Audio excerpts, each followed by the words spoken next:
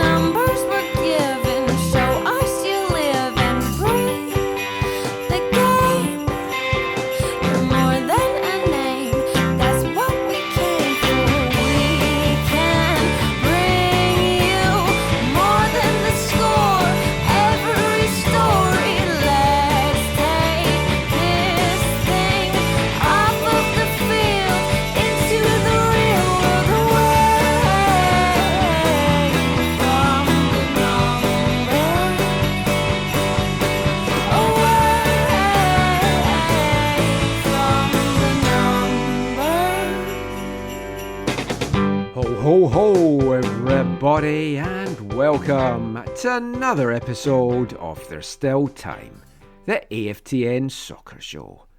Broadcasting on CITR Radio 101.9 FM from the unceded Musqueam Territory at the University of beautiful British Columbia.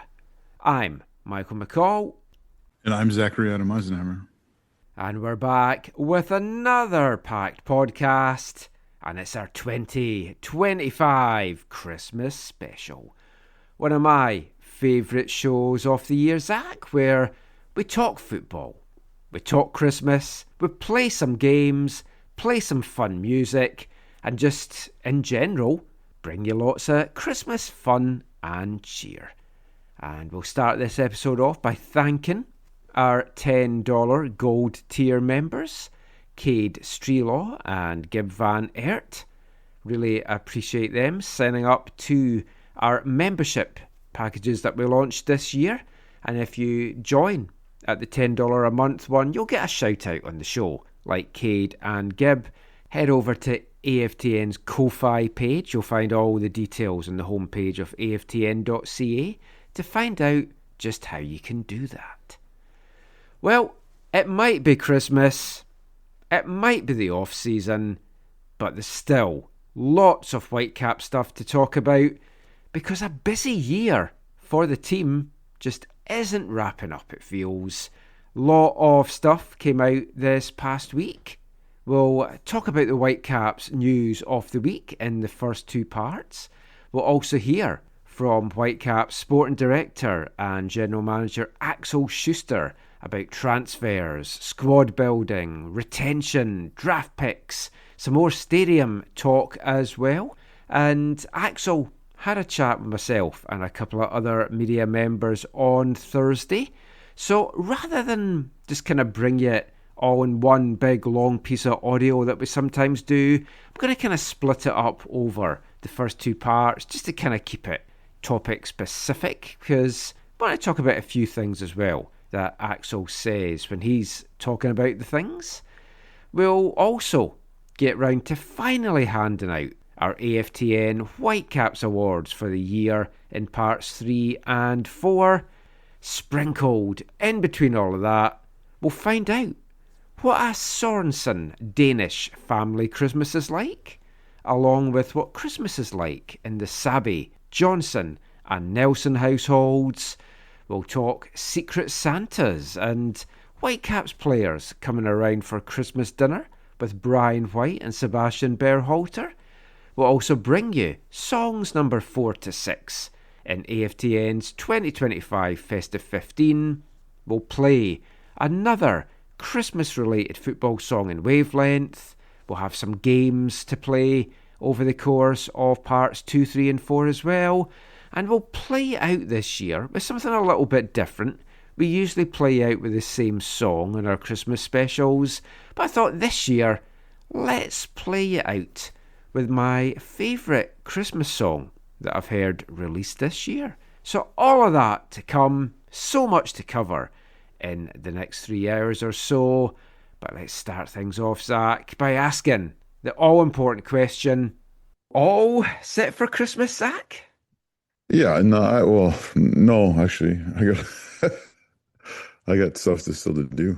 Yeah, a couple things to grab, but yeah.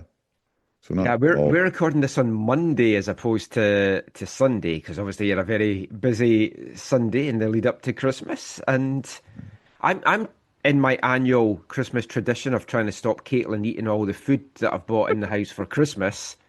And she's like, "Oh, can I have these just now?" No, that's for Christmas. So then what ends up happening is Christmas comes, we don't eat all the food and we have tons of like snacks and other stuff, mainly cheese left over. I've bought a lot of cheese again. Nice. Yeah, no, we did our big gift for our kids, they already have because we got it on Black Friday for them, and it was kind of a gift that you have to give it when you get it. Was it ice cream?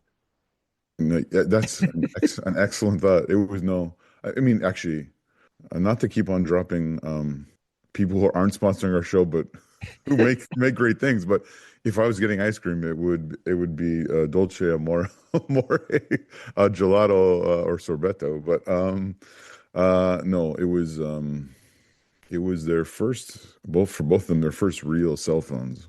Oh, Yeah. yeah. Black Friday is a good time to get that. So all that to say is the other gifts are all a lot smaller and like, yeah, there's no big presents under the tree for them this year, but there's a few small things that we haven't collected yet for actually each of my family members that I will be doing later today, possibly tomorrow, but hopefully all or most later today. Caitlin's main present isn't arriving now till after Christmas. It was something I got her on Kickstarter, and it was meant to arrive by Christmas, but it's only Mm, shipped from Quebec today. So now it's arriving in between, which is quite annoying. They had a delay in the shipment coming over. that is too bad. So she's got other stuff, but yeah, we'll probably go out Tuesday night and get all our stuff for Christmas dinner. I just try and avoid the shops altogether or on Wednesday. But I mean, I'm wearing my Christmas jumper, my new Nightmare Before Christmas one that I picked up in Winners, Nice. hidden in amongst other stuff. And I was like, What is that looks this? Nightmare on before Christmassy. It says Christmas creepings. Oh, nice. I thought it said reapings when I bought it and then realized there was a C. So It's like a mix it's a mix of Christmas and your anniversary. yes, it's my favourite Christmas film outside Christmas Carol stuff. I mean, we'll start the Christmas chat, football related gifts. We'll talk about in the next show to see what we've got under the tree. Listeners, if you're listening to this, let us know if you got any Christmas related gifts under the tree this year in your stocking, and we'll give you a shout out in our New Year special. We did get an email this week, though, from listener Sean Jackson about a pre-Christmas football gift. And it's an absolute belter of an email. Sean wrote that for Christmas, my mother has a tradition of buying my son an advent calendar every year. This year, she got him a soccer-themed one, supposedly featuring all your favourite players in figurine form, which are sadly not chocolate. I mean, missed opportunity there. I would buy a chocolate footballer's advent calendar. You used to get, when I was a kid, advent calendars that had kind of chocolate figurines in it, but anyway, that's an aside. Sean continues, I think they're meant to be ornaments that you can hang on your tree.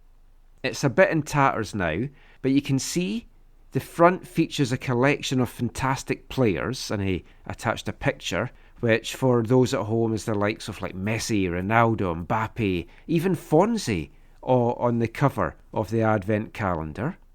However, Sean says, so far, the figures we have collected are 5 Messis, 3 Ronaldos, although we actually think it's 4 and we've misplaced one. And if you're counting, that's more than half of the days so far, at the time of Sean sending the email, being either Messi or Ronaldo. Maybe one of the Argentina ones is someone else, but who else wore 10 for Argentina and had a beard? So I did think Maradona had a beard at one point, and then I looked at it, and I think it is still meant to be Messi, but it's kind of like a hybrid of Maradona and Messi almost. It was a weird one. Sean says, there's also a smattering of other stars, but this is the pièce de résistance. The man, the myth, the legend, the greatest player in the history of the sport. He is known as White Mbappe. Baffled? It's not meant to be anyone else. His name is on his jersey. He's the only one with a name on it, but Mbappe is white. No words, says Sean, and he hoped we enjoyed his email, which I did. So I've messaged him back, and I'll mention this in the show as well.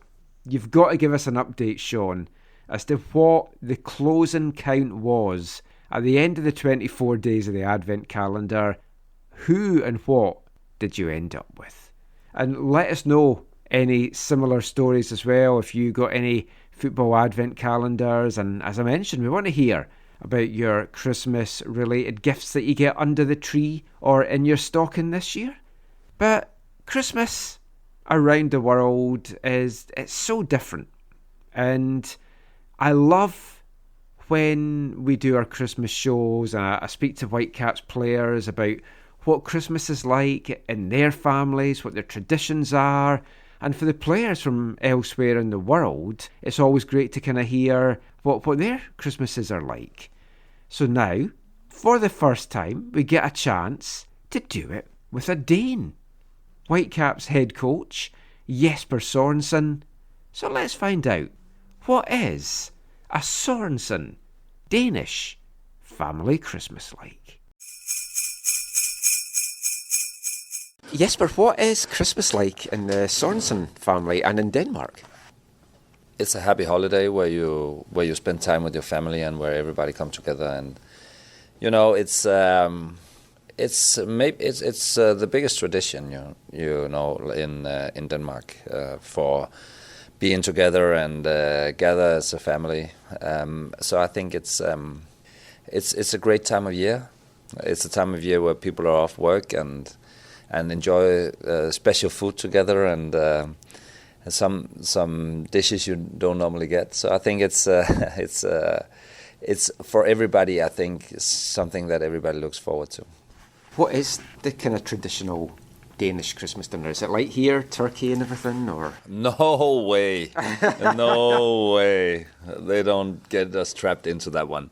No, it's we get a dog roast, and then sometimes people also get pork roast, and then with different variations of potatoes and some red cabbage for most. There is some stuffings in the dog roast, and then you have some different. Then you can add some salads and stuff to it if you want to.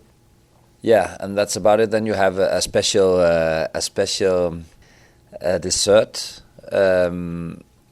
I don't even know how to say that in English, but it's kind of rice pudding with almonds, and you only get it this 1-2 times a year around Christmas. It's actually the only time of year you get it, the whole menu. So I think it's you get it Christmas Eve, 24th, and that's also when you celebrate it. So normally Christmas Day, you normally go together for lunch. And you have Danish traditional smørbrød, it's called. It's rye bread with different variations on top of it, and then you drink a Danish drink called snaps, which is a really strong liquor. Nobody likes it, but they drink it anyways.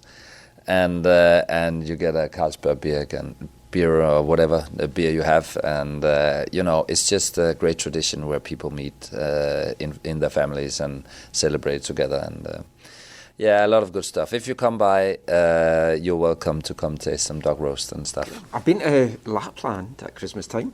Yeah, they used to do day trips from Scotland, so we went on a day trip to Lapland, which was a lot of fun. You know how far it is from Denmark to Lapland? It's far. It's like, I just imagine it's right beside each other, so there you go. Last thing, if you could get one football-related Christmas present under the Christmas tree this year, what would you like it to be? That will be definitely the Rheingold. continue his progress and have a season next year not robbed away by injury, because I think it's been a season where it must have been very tough for him, coming to Vancouver Whitecaps and doing everything he's done, and then when the team throughout the season really has flourished and done so well, and he's not been able to be part of it. So that will be a great thing for me, because I feel so bad for him. I was really happy that he came back in the end and had the opportunity also to set his mark on the games, not just be there, but also how well he played in San Diego, and also when he came in Dallas, also were able to help us turn things around in those games. Not turn it around in San Diego, but definitely in Dallas. But not just being on the pitch as he was in the beginning, but actually be a factor and also going forward. And then I hope for him to be able to represent Scotland in the World Cup, because that's definitely something that maybe have come into jeopardy for him. But now he should be able to chase that goal at least. Awesome. Thank you so much. Yeah, you're welcome. Jesper Sorensen there, just giving us a little insight into a Sorensen family Christmas, a Danish family Christmas. I took it from that, Zach, to be an invite from Jesper to come around for Christmas dinner this year. So the flights are all booked. I would love to do that, to be honest. Mentioned Lapland. Denmark to Lapland, incidentally. I checked, in case anyone is interested. You can drive it in 25 hours straight, or you could just fly from Copenhagen in just over 3.5 hours. So it is doable.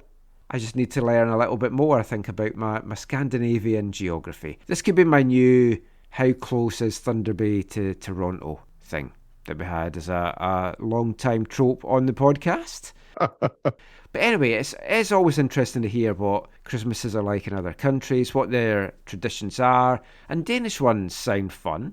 Another country where there's a big tradition of stuff on December 24th, Christmas Eve.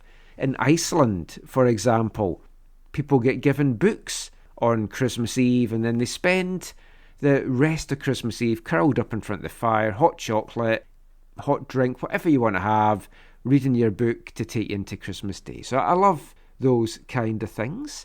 And we'll have a lot more Christmas chat over the course of this year's Christmas special, as we talked to a number of players at the Whitecaps this year about their traditions, Secret Santas, Christmas dinner, and a few other things as well. But I guess let's get into some football chat now.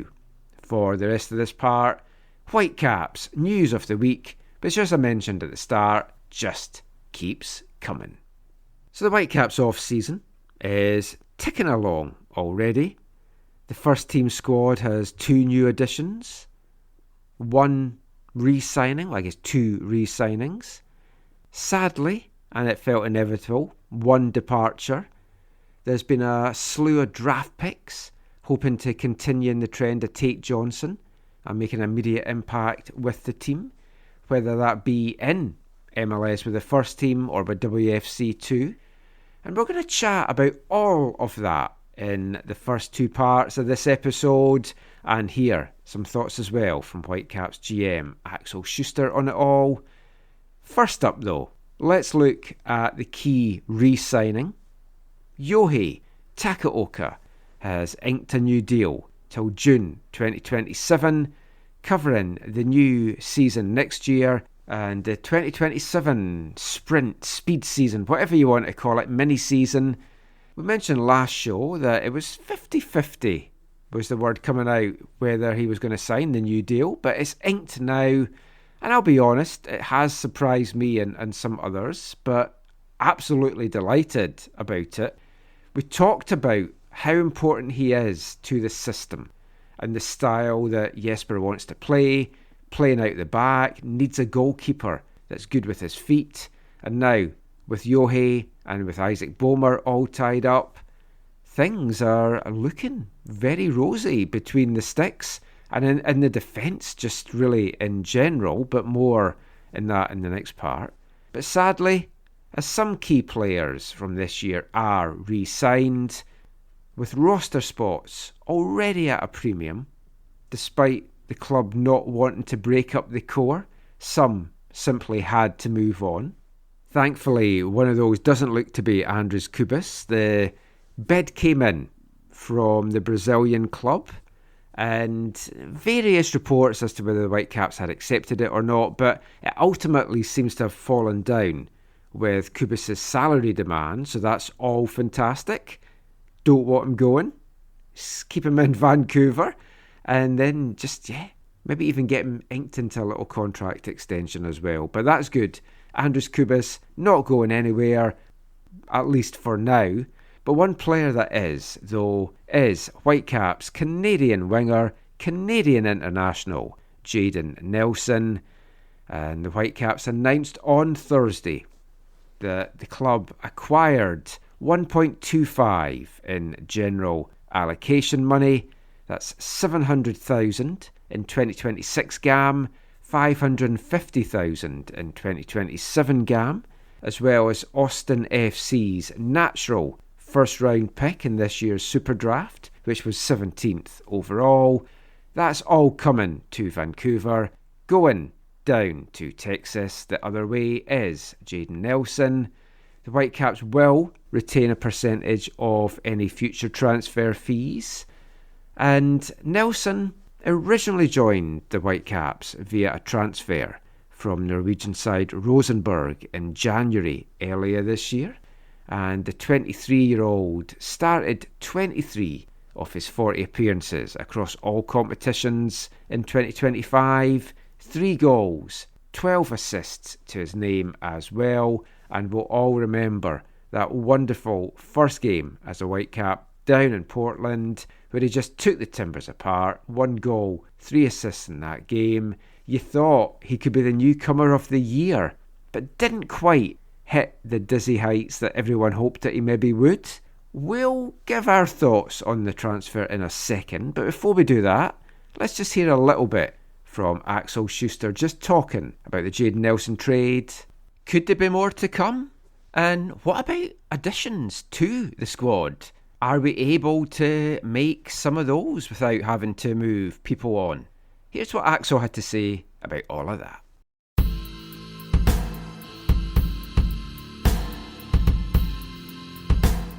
I guess a lot of things to talk to you about. First up, the Jayden Nelson trade.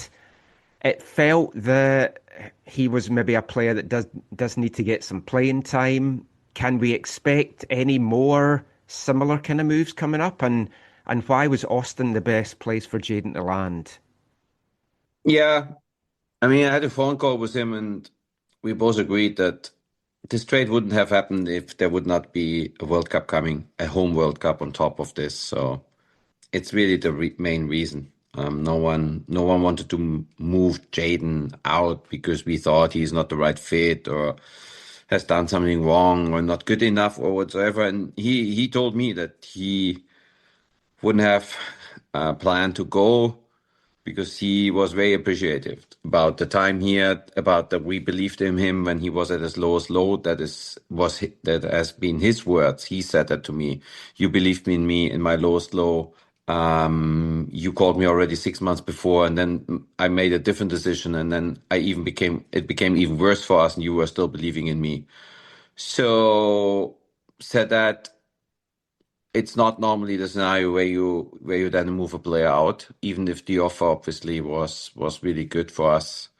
I mean, we have made in 1 year, we have 8 times made the money or what we have paid, but that's all really, I think, not the primary reason. The primary reason is, and I told also Jayden, I totally get it. I don't want to go into the March international window. He might not get called up, and he might not make it to the World Cup, and then he always will have the feeling that he missed it. And we know that Ryan Gold is back. We have all seen that. We have with Ali another starter for the Canadian national team on the same position. Whereas with Zabi, somebody who was every time now called up on the primarily the word that thank you, the word that I cannot say, list for the US.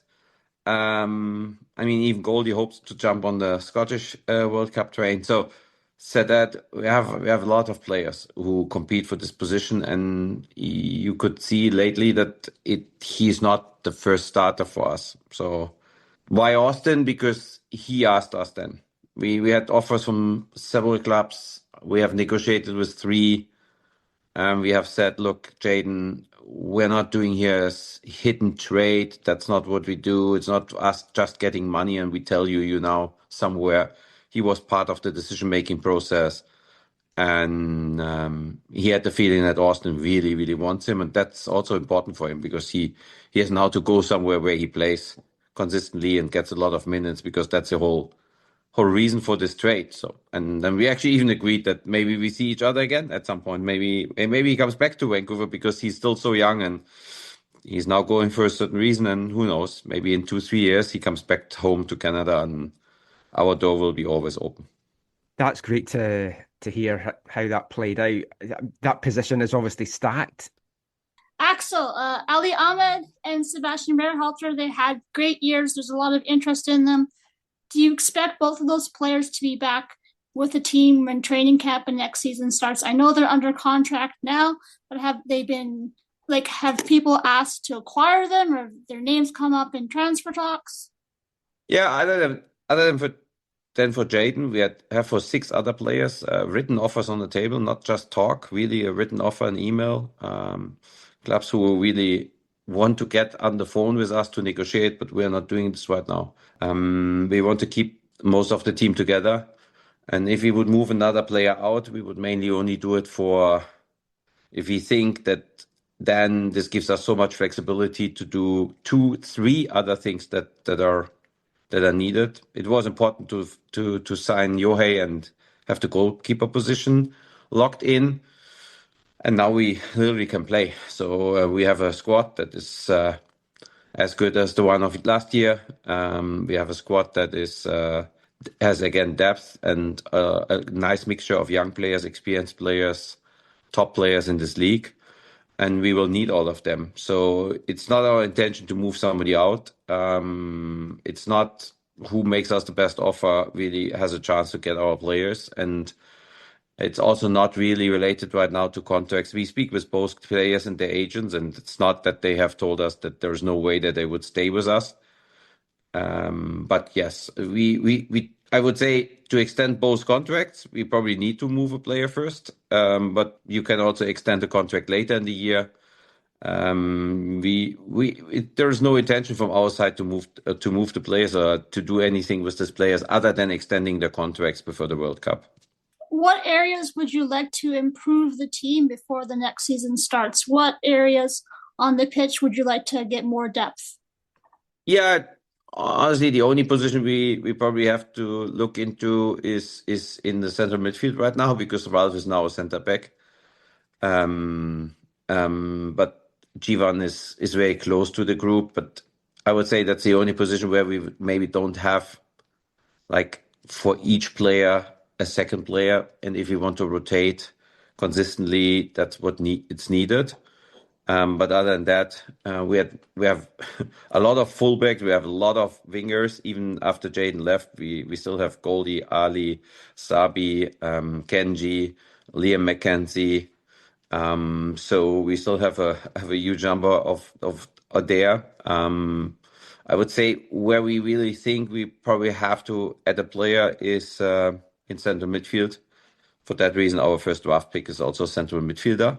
And then maybe another striker, but we also want to see how the guys look that have been in X-Pro. We have extended the contract of Cyprian, and we have some really amazing young talent in the pipeline.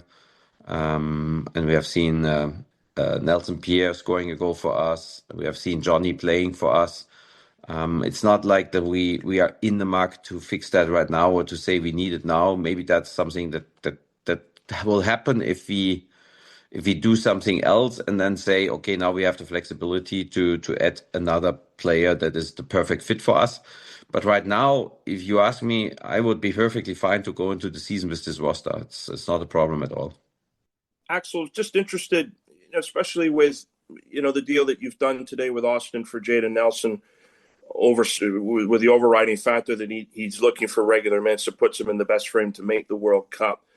How much is that an overarching theme between the players that you currently have in your team that are, a part of a national team that's World Cup bound, and looking at players that you're signing? And it's not just an issue, say, for your club, but with all the other teams in the league and right across sort of world football right now. Do you think that, especially when we look at the January transfer window in Europe and so forth, that the overarching theme over sort of the first half of this new year is players looking for moves or remaining at the clubs that they're at because their biggest thing is ultimately making that World Cup squad of their particular country? Can you maybe just speak to how over sort of this period to the tournament, this is going to be a big thing on the mind of players that you've got in your team, but also players you may be looking at to sign in terms of their thought processes?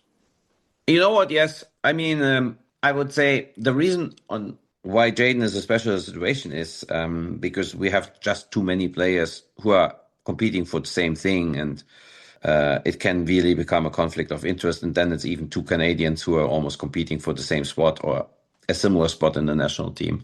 And I said before, the beginning of the season is not the same like at the end of the season. If you're playing in the playoffs, you win the first round, have this LAFC game, and everyone is really all in on winning and trying to win the whole thing, then no player is complaining about not playing. No player is not fully energized and giving everything in training every time. No player is going on the pitch and brings in some negative energy.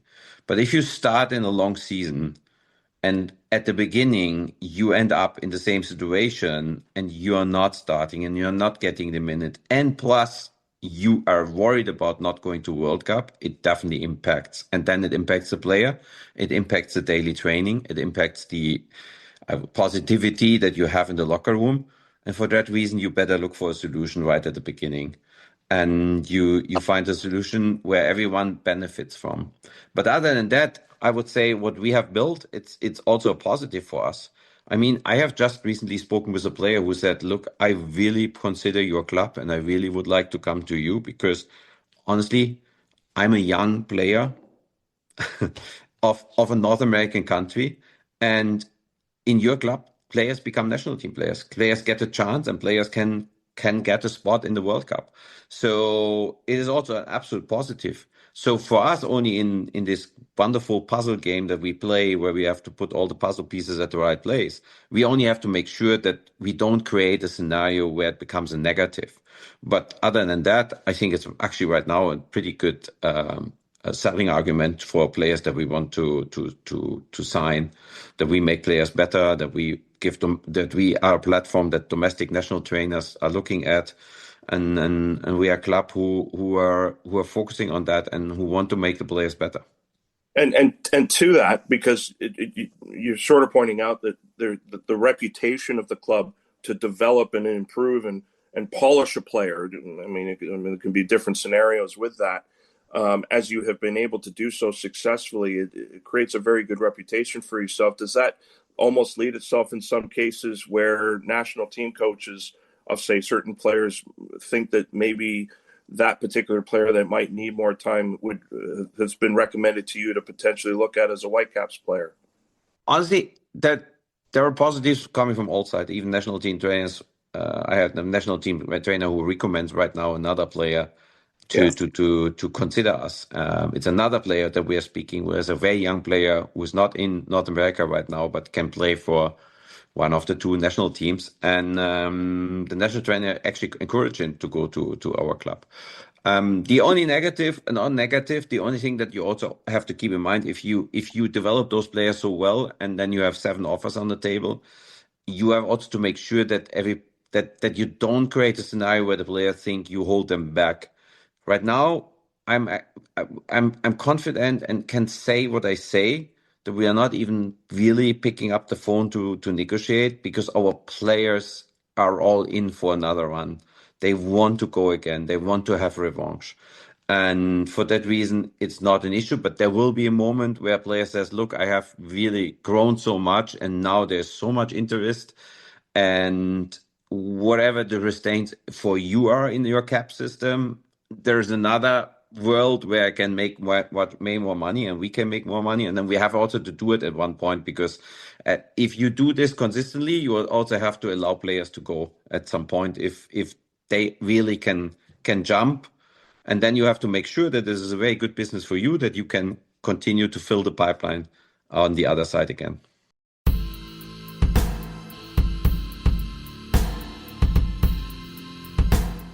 Great to hear Axel there explain why and how the club worked with Jayden to find the best fitting club to boost his World Cup hopes. Yes, it means the Whitecaps lose a player and they're weakened, but he also left the door open for him to return, Zach. Yeah, and, totally.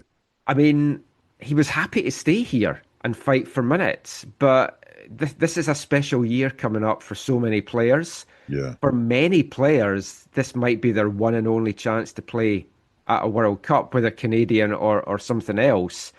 So, I mean, that makes it a difficult situation for him, and I get that. He had 3 goals, 12 assists for the year, which are good numbers in general. 12 assists is crazy. Yeah, but you've also got to remember 1 goal and 3 assists came in his first game. Yes, that is true. So it's like a third of his goals and a quarter of his assists were in that very first match. I didn't realize how many assists he actually tallied up over the season, which does make his production a lot better. For me, I forget, does this drop on Friday? No, Thursday? it was Thursday. Thursday. We got wind of it Wednesday night, but it was Thursday just before the draft because I had to get announced because they had the draft pick. Right, of course. It's another action that speaks to the positive way in which Axel Schuster is really making the club run on the off-field side of things, right? We've talked about this, I think, a little bit before, but yeah, that interview with him and him talking about it is, again, just a very, very helpful thing for the club in the long term when it comes to recruitment. No longer do you have Friday at 5 o'clock, player X being dropped because and it being dropped then because they know it's not going to be popular in and amongst the fans or whatever. And you have Axel operating not in a MLS North American way where we hold the players' rights, we'll do whatever we want, the player has to live with it. You have a coach from abroad who's used to transfers and player movement the way that the rest of the world is used to, where you actually have to work with the player to find something that's both meaningful for you, the club, but also for the player themselves. And I know he's done this before. This is not by no means the first time he's done this, but it is definitely maybe perhaps the biggest example of him doing this in my recollection, where it's really, really helpful for the player, but also really helpful for the club in the short and the long term as well. And it's not refreshing because he's been around for so long, I guess, but it's encouraging just to hear the way he spoke about it there and how he has really taken hold of all of that stuff. And it is really in such a positive way. And I don't think you can underestimate how much that is helpful, especially amongst North America. I like even just amongst the domestic players in the league, to have someone in his role at the club speak the way he is about the player recruitment and moving players on, and bringing players in and all that kind of stuff in terms of actually caring what's best for the player and what they want and trying to balance all those things together. Just, so encouraging. And yeah, Nelson, I think in one sense, it's sad to see him go because of how he did and his contributions overall. But I think also from the outside anyways, his attitude in terms of realizing he wasn't, when everyone's healthy, he's not going to be a starter, but at the same time still make big contributions. Yeah, and of course, I think I think, all wish him the best, especially those who are Canadians and want the squad to be as deep as possible. I don't, at this moment, he wouldn't be in my, I mean, I guess maybe depends on how big the rosters are actually going to be for the World Cup. But if it's 23 or 26, 23, he's not in my 23 for the national team. 26, maybe. If it's Yeah, larger, he's definitely one of those fringe guys right now because he needs to get that. Like we talked about the assist, but he needs to get the goal output up yeah. to, But to this, get into that well, mix. but the crazy thing to me is he's actually more of an individual, or I was gonna say he's more of a goal threat for me than Ali Ahmed. Like Mm. he's to me, sorry, he's he's a better shooter than Ali Ahmed in my opinion. He takes a better shot than Ali, but Ali, I think's overall game is a little bit obviously further than him at the moment, as is seen in that Canadian depth chart. But no, I'd say not in the 23, possibly in the 26. If it goes to something crazy like 30, then okay, yeah, you could see him being more likely involved. But yeah, he does have to go out and have a great first half of the year in order to even like give himself a shot, or like Axel said, get called into that March window, to then be able to convince Jesse Marsh and the coaching staff that he is worth one of the spots. We don't know. Sorry, yeah, we don't know how many spots there are going to be at, do we? They No, they made that haven't. Like you official, right? mentioned in 30 there, I was like, oh, have I missed something about that could go up to that? Nothing would surprise me with this World Cup, it's got to say. Well, oh yeah, you wonder if now that it's North Americanized to really a four-quarter game, if that makes it decrease the number of slots they might Yeah, get, or not decrease, but maybe go back to 23 or hold it 26 or whatever. yeah, that is their way to say, well, you're having these breaks, so you're fine. The first show of 26, or like two shows time, we'll do our who we think's maybe definitely starters for Canada, and also kind of who we think's then maybe going to be in a 23 squad, who's on the fringes. I know a lot of folk have done it. We've said we're going to do it, we've never got round to it. So I think kicking off 26, but doing Yeah. that would be quite an interesting thing to do. For Jayden, Austin seems a good landing spot. Hmm. Three teams were interested, and he's picked Austin as feeling the best place. This morning, you might not have seen this yet, but this morning, some breaking news. It looks like Casemiro is going to be going to Austin from Man United. Oh, really? Mm. I had not seen it. I can't remember if it was you or was it Kirk who told me that Austin's, I can't remember who it was. Austin's top winger from this season has also moved on. Yes, yeah, I didn't So tell you that, but yeah, it was he's Kirk, moved yeah. on as well. So he's got a great chance to get minutes there. It's a great fan base. It's a great city. The heat, I'm not quite sure how he'll do with that, but he might love that. So I mean, he's gone. On other players, Axel says it's not our intent to move players out. We want to keep most of the team together. But if they do want to extend Ali Ahmed's contract or Sebastian Berhalter's contract, he does admit that they're probably going to have to move someone out. Hmm. And neither of them's planning on being moved, but they could extend before the World Cup. And I think to do that money wise, they are going to maybe then have to move someone on. But he's happy to go into the season with the current roster. Yeah. The only area that he feels definitely needs improved right now is central midfield. I would question about the forward line though as well. Yes. But I mean, he seems to be putting a lot of faith and confidence in Illumi and Pierre to be the backup to Brian White. And we know that Brian White's had 3, 4 hamstring injuries, glitches, however, twitches, whatever you want to call it this year. Definitely 2 bad injuries, really 3. One was just kind of like a little tweak. So, I mean, it's a gamble to go into them, but I think those are 2 guys that will welcome that opportunity. If they can seize it, fantastic for the Caps in terms of salary cap.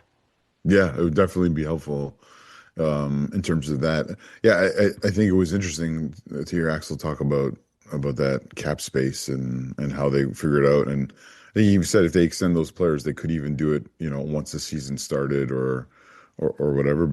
But yeah, I think for both of them, well, I think especially maybe for Ahmed, it feels like that's a kind of like a Vite situation, right? Yeah.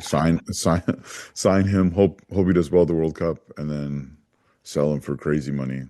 Yeah, and then hopefully he does better and breaks into a team better than Vite has. It's not gone great for him down in Mexico just now. But yeah, talking of Brian White, let's bring you another one of our fun Christmas sections now. So we spoke to Brian ages ago about what a Brian White family Christmas is like. So I thought, let's do some new Christmas stuff with some of the guys this year. So we're going to be talking Secret Santa. And what Whitecaps player would Brian White love to have round for Christmas dinner? Secret Santa, where's he from? Secret Santa, I don't know. Secret Santa, is he your mother? Secret Santa, is he your brother? Secret Santa, is he your mate? Secret Santa, I don't know. I don't know if you guys do a Secret Santa, but if you were doing a Secret Santa, which player would you love to get in the draw and which one would be your nightmare choice? I'm a terrible gift giver, to be fair. Maybe like Tristan or Seth would be pretty easy because I just get him like golf balls or something. Who would be bad? It would be tough for me. Maybe like maybe Liam. I don't really know what Liam does these days. He kind of just sits in his locker. If you were forced by some quirk of fate that you've got to have a teammate at Christmas dinner. Christmas dinner? Who would be your dream Christmas dinner teammate and who would be your nightmare one in that category? Dream Christmas dinner teammate. Probably have Tristan or Seb. It's the American thing. Yeah, it's an American thing going on there. Maybe Ronco if I'm going to his place because I like Serbian food. Worst... Is there any vegetarians in the team? Or No, I don't think so. I don't know if anybody would be the worst. I think Eddie would also be really funny because of that whole language barrier thing. So I could, I put him maybe at number one now, actually, just for fun. That'd be crazy, I think. Yeah. I don't know. I would love to have everybody over at my house for Christmas. Yes, that's the answer. That's superb. Thanks so much. Yes, man.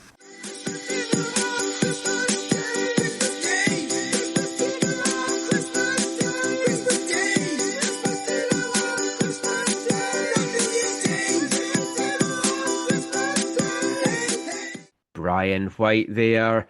I laughed at the Secret Santa thing. His nightmare would be Liam McKenzie because he just has no idea what Liam does, what his interests are, what he would buy him. He just sits quietly, so that's fair enough. That makes sense. Yeah.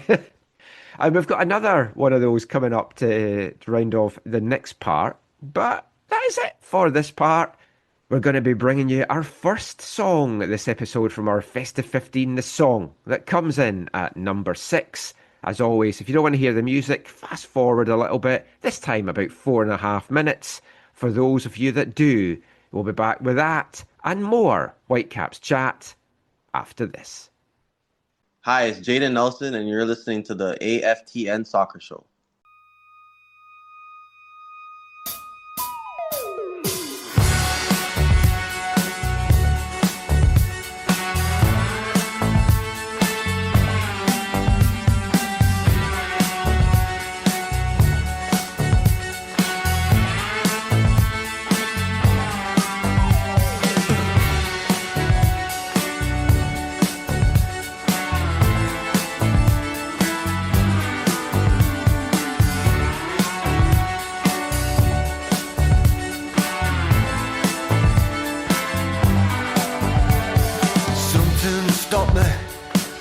In my tracks, I was headed for disaster, and then I turned back. I was wrestling with the coat hanger. Can you guess who won? The universe shrugged, shook, then moved on. It's a guess, no idea. It's a feeling, not a voice in my head. Just a feeling. And by the way,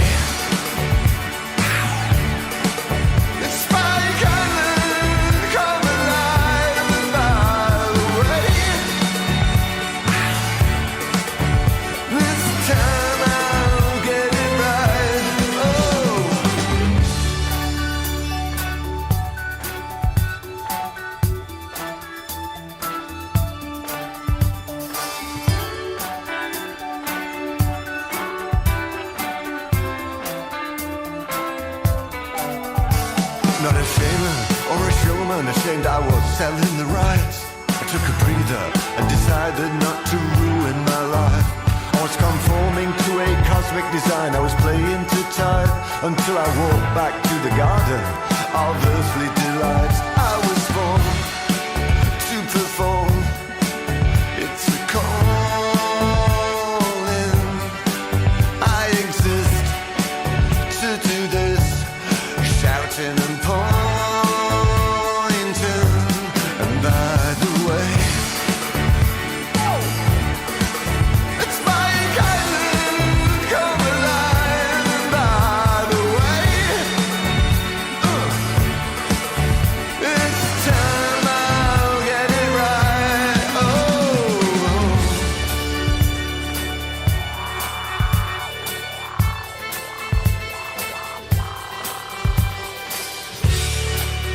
No one will ever understand it, and no one will ever have the last word, because it's not something you could ever say.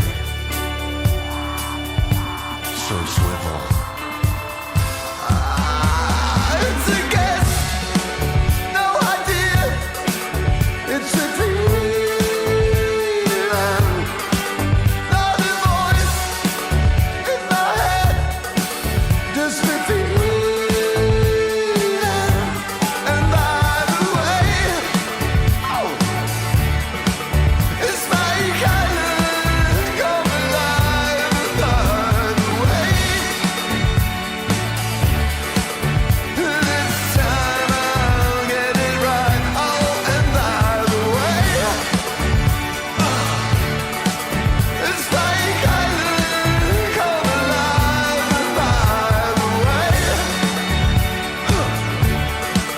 this time I'll get it right. Oh.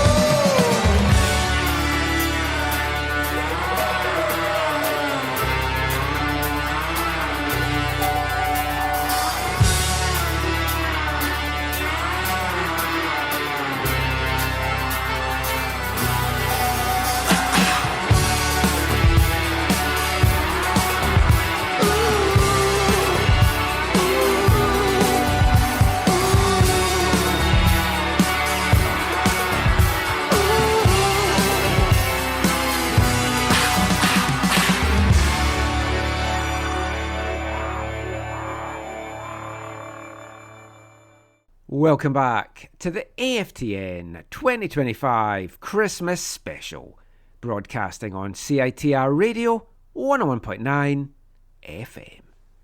And kicking off this part, it's the first of 3 songs this episode from AFTN's 2025 Festive 15, my 15 favourite tracks of the year, played in full for you. And coming in there to kick off this part was the song at number 6.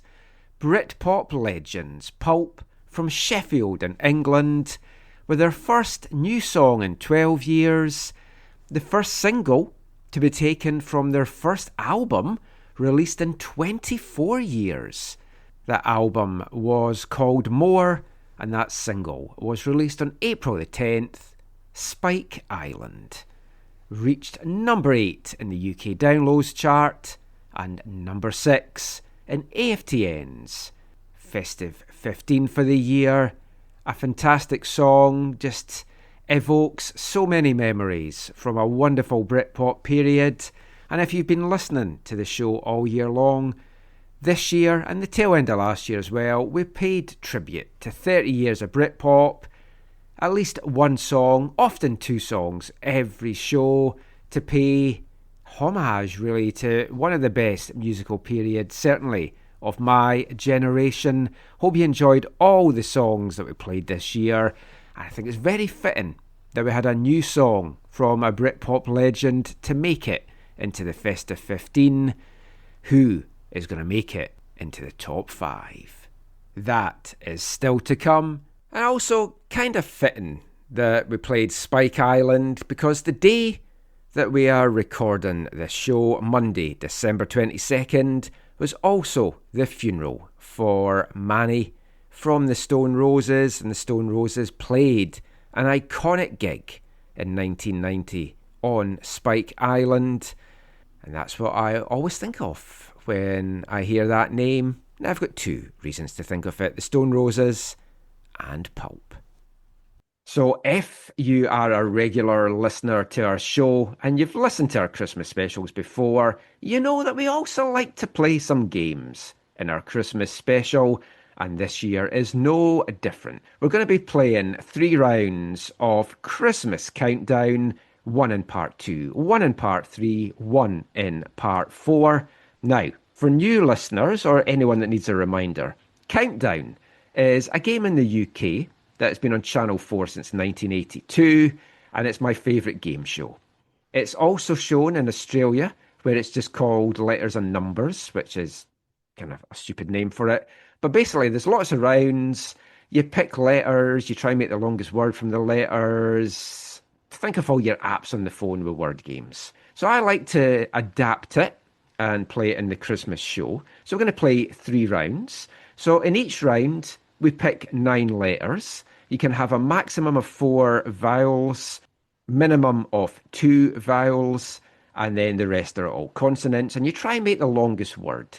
So what I try to do to make it different from the show is I give each round a theme. So in round 1, we are going to be making words connected with Vancouver football. Now, that's very vague. It could be grass. It could be pitch.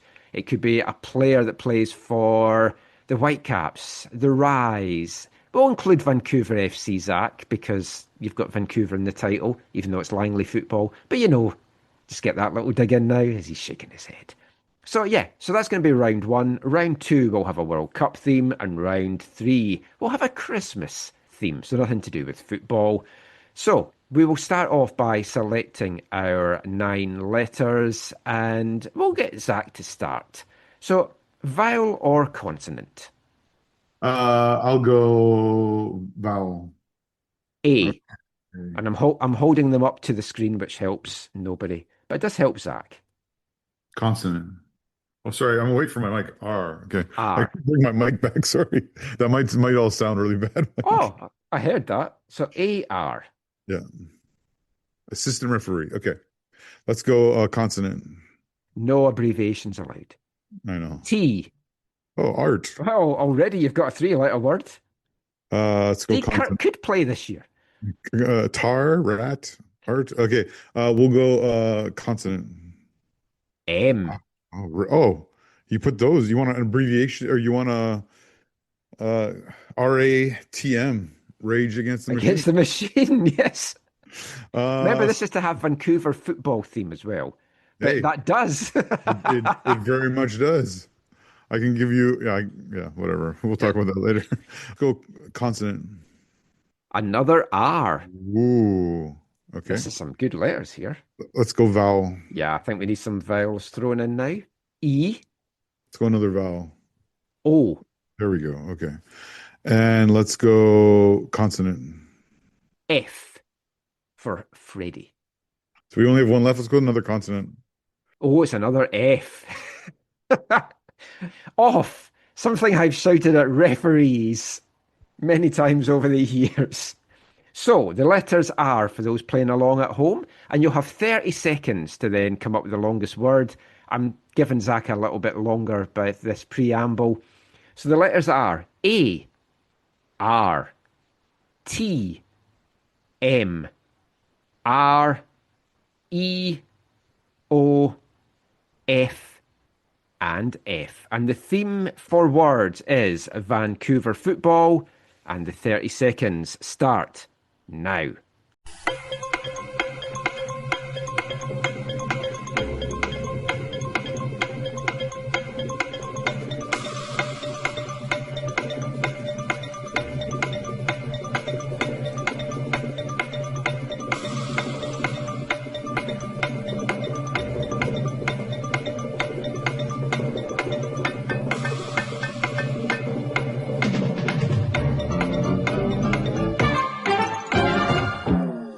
And that's the 30 seconds up.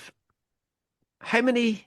Oh, and I should have said for new listeners, you can only use each letter once, but how many letters or how long was your word?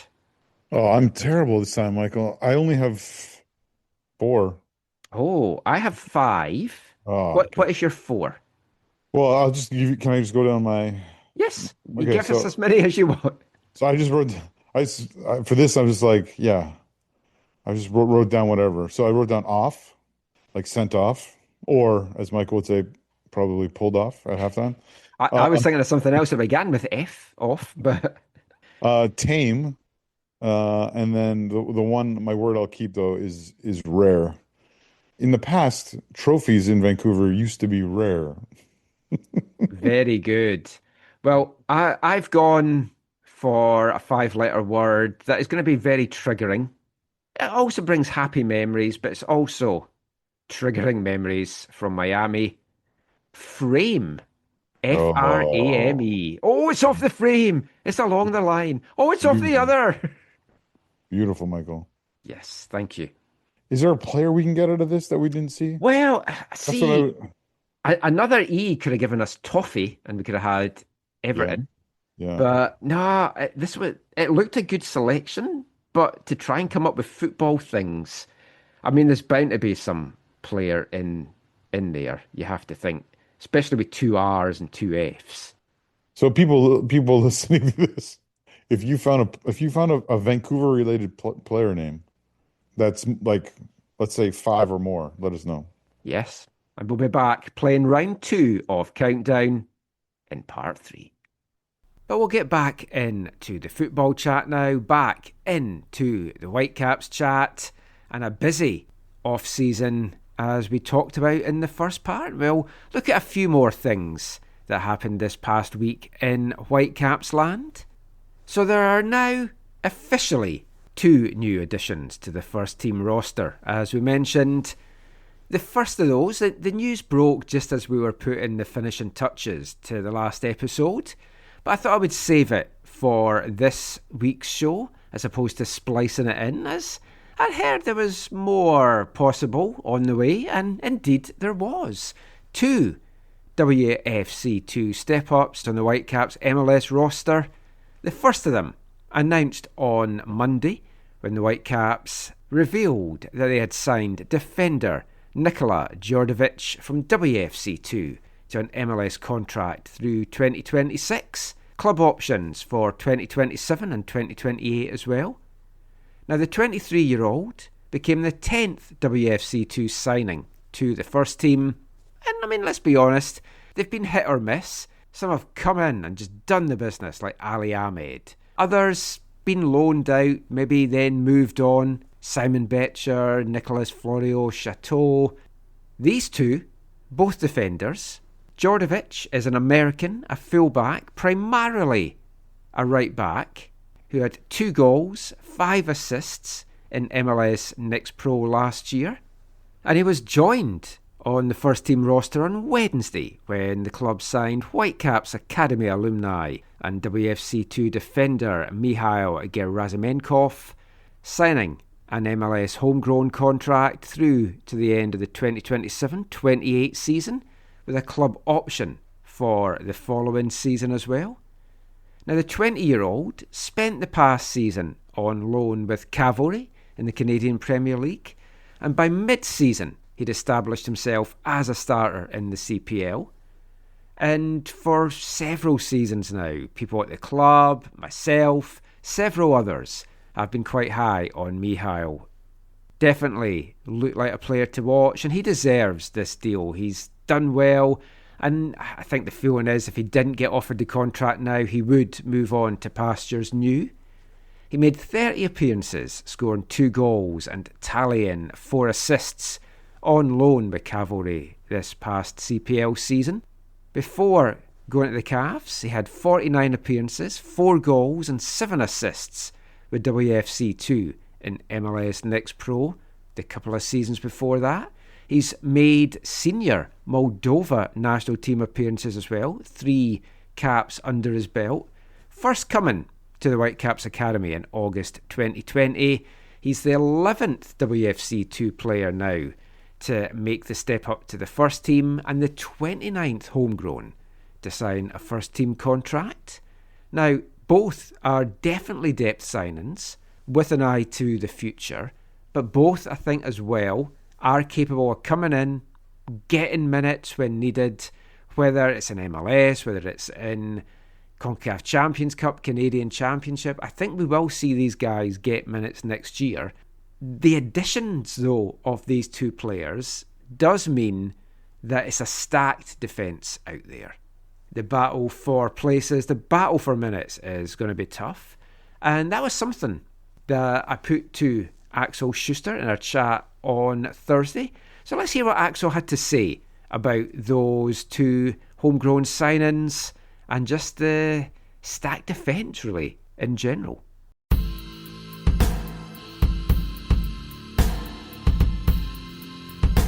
I think anyone that's seen Mihail in particular knows what a top talent he is. But I think by my count, there's 7 fullbacks on the roster just now. Can we expect some movement there as well? Do we have 7 on them? I don't know. Doesn't feel like that. It feels like, yeah, maybe. Don't know. Maybe. We clearly have decided to bring in the 2 young guys, Mihail, who had a good year in Calgary, that has helped him and was also needed. Another year next pro wouldn't have helped him. And Nikolai, who had his first year, was a draft pick last year.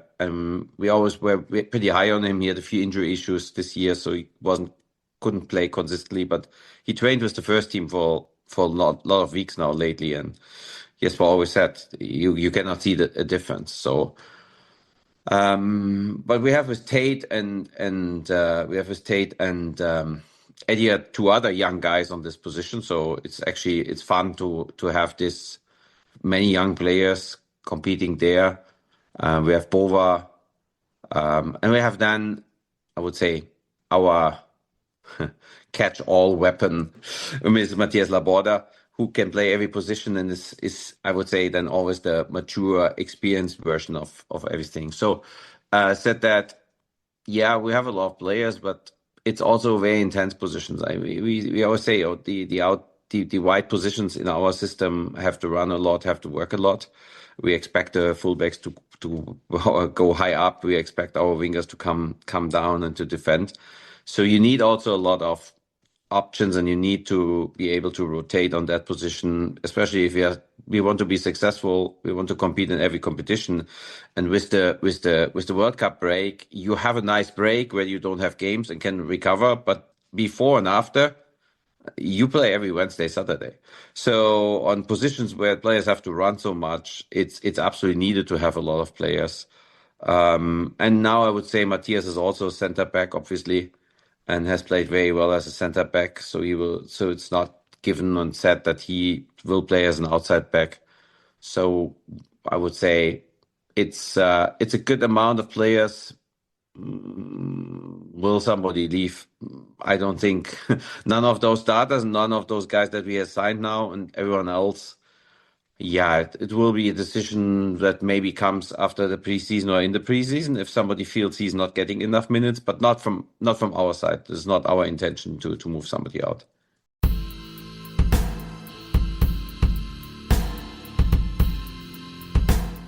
So some thoughts from Axel Schuster there on those 2 WFC2 signings and just the defence in general. I mean, it's definitely stacked at the back. Of course, we saw this year with injuries that they very much needed to be. But my 7 count of fullbacks was Eddie Campo, Giuseppe Bovallina and Nikola Djordjevic as right backs. So 3 on that side of the pitch. And of course, Matthias Laborda can play as a right back as well. But I've got Matty down as left back, although Axel seems to class him more as a centre back. But we'll go with the left back. Then you've got Sam Arakugbe, Tate Johnson, and Mihail Gerasimenkov on the left as well. So Axel said in the last part he's not planning on moving players out. But with an almost full roster, players will have to move on, you feel. And you want players to get minutes. Now, it could be that they're loaned out. It doesn't necessarily mean they're going to be traded or sold. Or they're not going to get released now. But someone like Giuseppe Bovallina, who definitely needs playing time, Do you loan him back maybe to the A-League? Keep hold of his rights, see how he develops there, maybe bring him back? Or the young guys, do you loan maybe Djordjevic out to the CPL and this time bring Gerasimenkov in to that mix of the first team? I mean, I guess we'll kind of see how they do in pre-season camp and what Jesper and the group feel is best for them moving forward. So we've got those two WFC2 players now added to the first team roster. Some more new Whitecaps came along on Thursday in MLS SuperDraft. 4 of them, in fact, instead of the expected 3. Whitecaps staying in the Pacific Northwest for 3 of the 4 picks. And it looked, heading into this year's draft, that the Whitecaps were going to have 3 picks, the second last pick in each round, so 29th in the first round. And I guess the question initially going into it the day before was, would they trade up? Was there somebody that they had a particular eye on that they would want to maybe make a big play for and try and get a higher pick? Well, the answer to that question was no, but they did get a higher pick from the Jayden Nelson trade with Austin. It got them Austin's natural first round pick, which was 17th overall. And with that pick, they brought in a 2025 College Cup winner, 20-year-old midfielder Zach Ramsey from Washington Huskies. And Ramsey seems to be a real talent by all accounts, and he's also a very bright lad.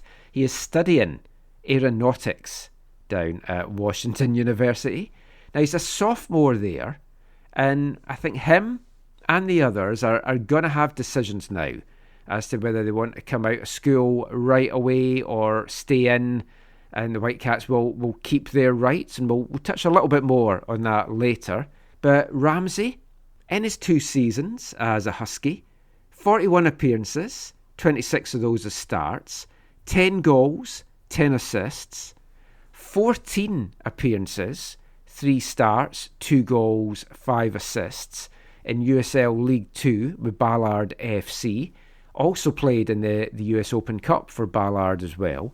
Scored the Huskies' first goal in the 2025 College Cup final, helping Washington win their first ever national title in programme history, having been runners-up back in 2021. Ramsey was also named the most outstanding offensive player at this year's College Cup. So very, very high hopes for Ramsey.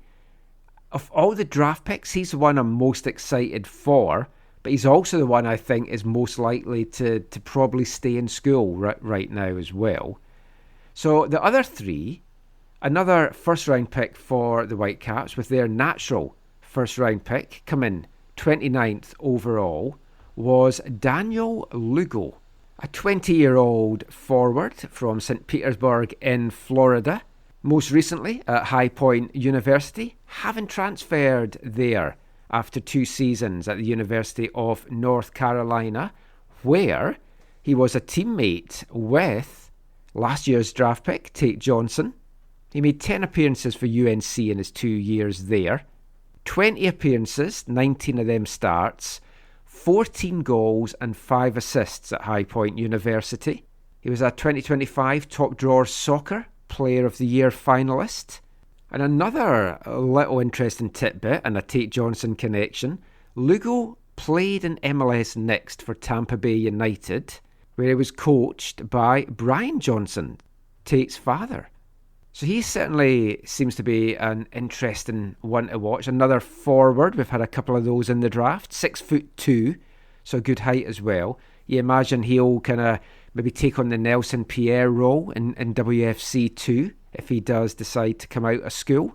Whitecaps' second round pick was another forward, 59th overall, 22-year-old Yaider Zuluaga, born in Colombia, but does have a US green card, so would count as a domestic.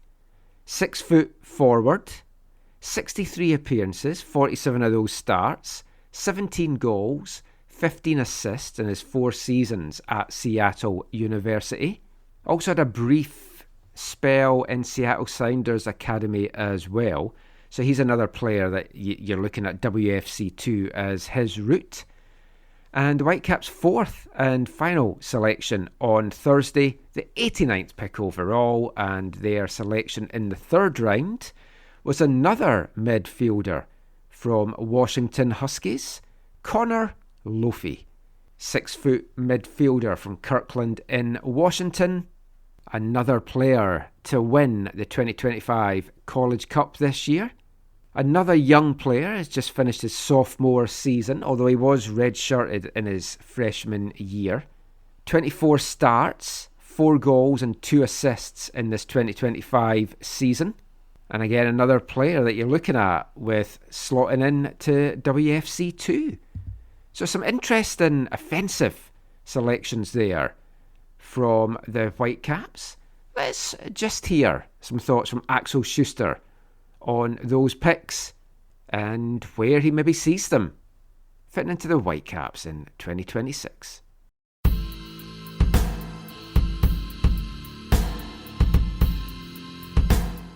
First of all, I really have to say thank you to all the people in our club, the whole group that had worked on preparing the draft, that has worked on so many hours on creating this massive document that we had today, an Excel sheet that had not only the line of girls for every player and the ranking.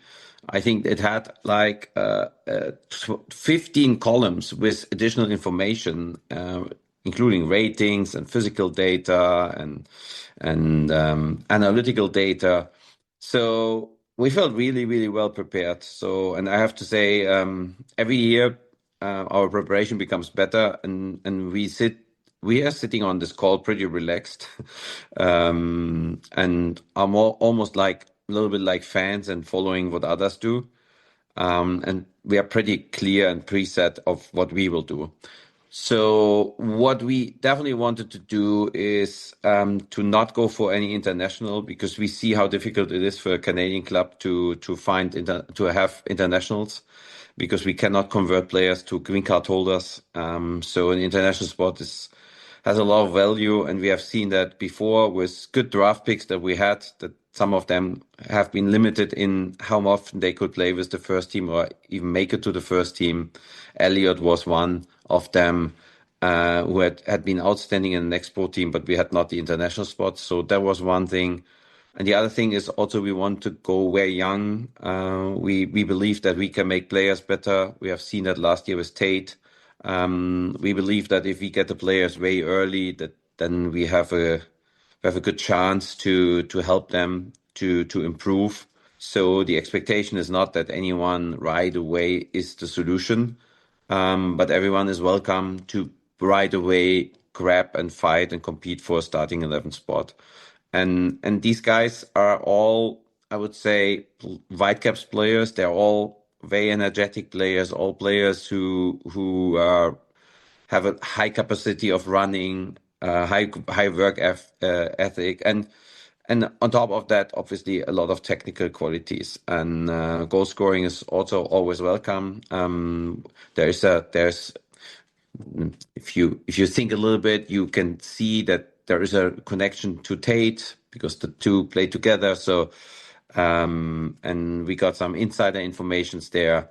And now we don't want to put any expectations on the guys. I think it's the best to just let them go with us to Spain in the preseason, and then let Jesper work with them. But I would say that even position-wise, we really had an idea what we could get out of the draft, and at the end we're very happy with what we got, also as a mixture. And it was not any compromise that we had to do. Like, let's just pick a guy. But I also want to say that with also a lot of talent that is coming out of our academy, there's also an option that maybe somebody of them, because they are so young, will go back to college. So all of this we want to find out. All of this we will discuss with the players, and we will give them the time to show up and to discuss and speak with us about this. But overall, I have to say we were so well prepared that we have an idea, such a good idea of what the players can give us and how they could fit into Jesper's system, into what we also want to do in MLS Next Pro next year. That everyone was really quite excited at the end of the call.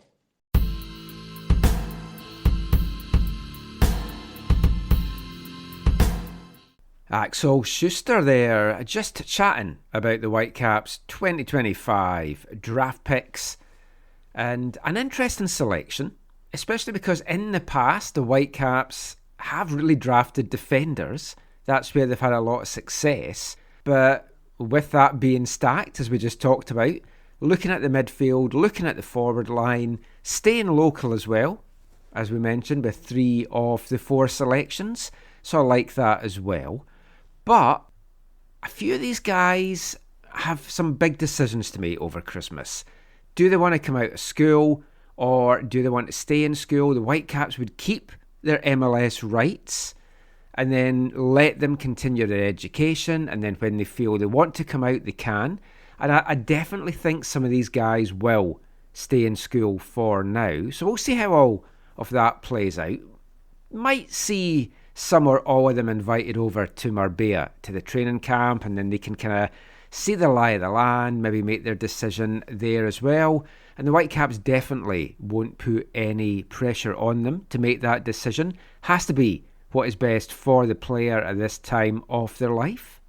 But I think one of the things that will certainly help the Whitecaps with this kind of selection of draftees and future draft selections as well is how well they have brought on young players in recent years, whether that be homegrown guys, whether it be under 22 initiative players, or draft picks. You just have to look at Tate Johnson, selected 15th last year in the MLS SuperDraft, and coming in his rookie season, playing just shy of 3,000 minutes, playing way more than I think anyone really expected. 42 appearances over all competitions for the 20-year-old. And when draft picks see what he's done, especially players that also know him as well, like Daniel Lugo, it's going to be an easier decision for them to decide to come to Vancouver, try to see if they can break in to the first team and maybe continue their education at distance, maybe even up at UBC or a school that would kind of work out for them to continue their studies as well. But we'll get back to the Whitecaps news of the week in a few minutes' time. But since we're talking about Tate Johnson, let's find out what is a Tate Johnson family Christmas like down in Florida. What's Christmas like in the Johnson family? Is it weird having Christmas in warm conditions like Florida? Yeah, I actually lived in Indiana for 10 years, so I'm used to, snow. Hopefully, we hope for snow around Christmas time and whatnot. But yeah, in Florida, we're swimming on Christmas Day in the pool, so it's a little bit different. But no, it's still always obviously a good time with family in town and whatnot. So yeah, it's good. Do you go for the whole traditional Christmas dinner side of things? Yeah, my grandma always does dinner on Christmas Eve, and then we usually go to her house for dinner on Christmas Eve, and then we'll all go over to our house later that night and then hang out Christmas Day at ours. So, yeah. If you could get one football-related gift under the tree this year, what would you like? Wow, that's a good question. I'm trying to think what. I spoke to Jayden. Jayden said a vintage Ronaldinho jersey. Okay, yeah. He wants it signed as well. Well, I'll stay on that topic. I'll go some sort of jersey, maybe a US jersey or something like that. Like an older one or like you? Yeah, maybe like an old one. Maybe like a vintage type. Who was like your kind of then big American player growing up? Who did you kind of idolise in the national team? Yeah, I had a lot. Obviously, when you're growing up, you look up to a bunch of guys. I mean, it's easy to say Clint Dempsey. because obviously he was really good when we were watching, you know, the World Cup and qualifiers and stuff back then. But yeah, I mean, there's so many guys. A shout out Kyle Beckerman. I was a big Kyle Beckerman guy. Obviously, my dad coached at Salt Lake, so I was young, but I would hang out with him in the locker room and in the dressing room and whatnot. So yeah, and hang out with the kit men and all that good stuff. So nice. Yeah. Just last thing about the Christmas stuff. Do you have a favourite Christmas song? 'Cause we'll play it out on the show. Like, what would be your go-to thing that you like to put on that just reminds you of Christmas, holidays? Maybe just some Christmas carols. Can't go wrong with a good old Christmas carol, I'd say. Any particular favourite one? We'll just go Jingle Bells. Song. We'll go Jingle Bells. Okay, easy enough. I've got good easy enough. A little insight into a Johnson family Christmas from Tate there. I mentioned a couple of shows ago as well how weird it was being in Fort Lauderdale in high 20s, low 30s, seeing a Christmas tree in the middle of the intersection, inflatables and Christmas decorations as you drive by people's houses, and you're covered in sunscreen and sweating. Just very weird for me having Christmas in a hot country, but always good, as mentioned, to find out what Christmas is like for our players from all these far-flung places outside of Vancouver. We've got some more of those to come over the next couple of parts, but we're going to get back talking football, back to some other Whitecaps news of the week, bring you some more audio from Axel Schuster as well. Now, last week's show, last week's big news was the MOU being signed by the Whitecaps and the City of Vancouver to redevelop Hastings Park, the site of the current Hastings Racecourse, and get the Whitecaps' new stadium and entertainment district built there. So everyone's now had time to digest that stadium news and the plans, which will hopefully come to fruition sooner rather than later. But apart from a somewhat pissy statement from Pavco on behalf of BC Place, it's been mostly positive reaction to the Whitecaps news. Some valid concerns raised, especially around the transit situation, as we discussed. But as someone pointed out, the Golden Eyes fans have managed to find a way to get up and out of the PNE for games with little complaint. Neighbours as well seem to have been fine with that additional traffic from what I've seen. So that's all good news. But since we had Axel for half an hour, myself and Har got a chance to put a couple of stadium questions to him, future and current. Here's what he had to tell us.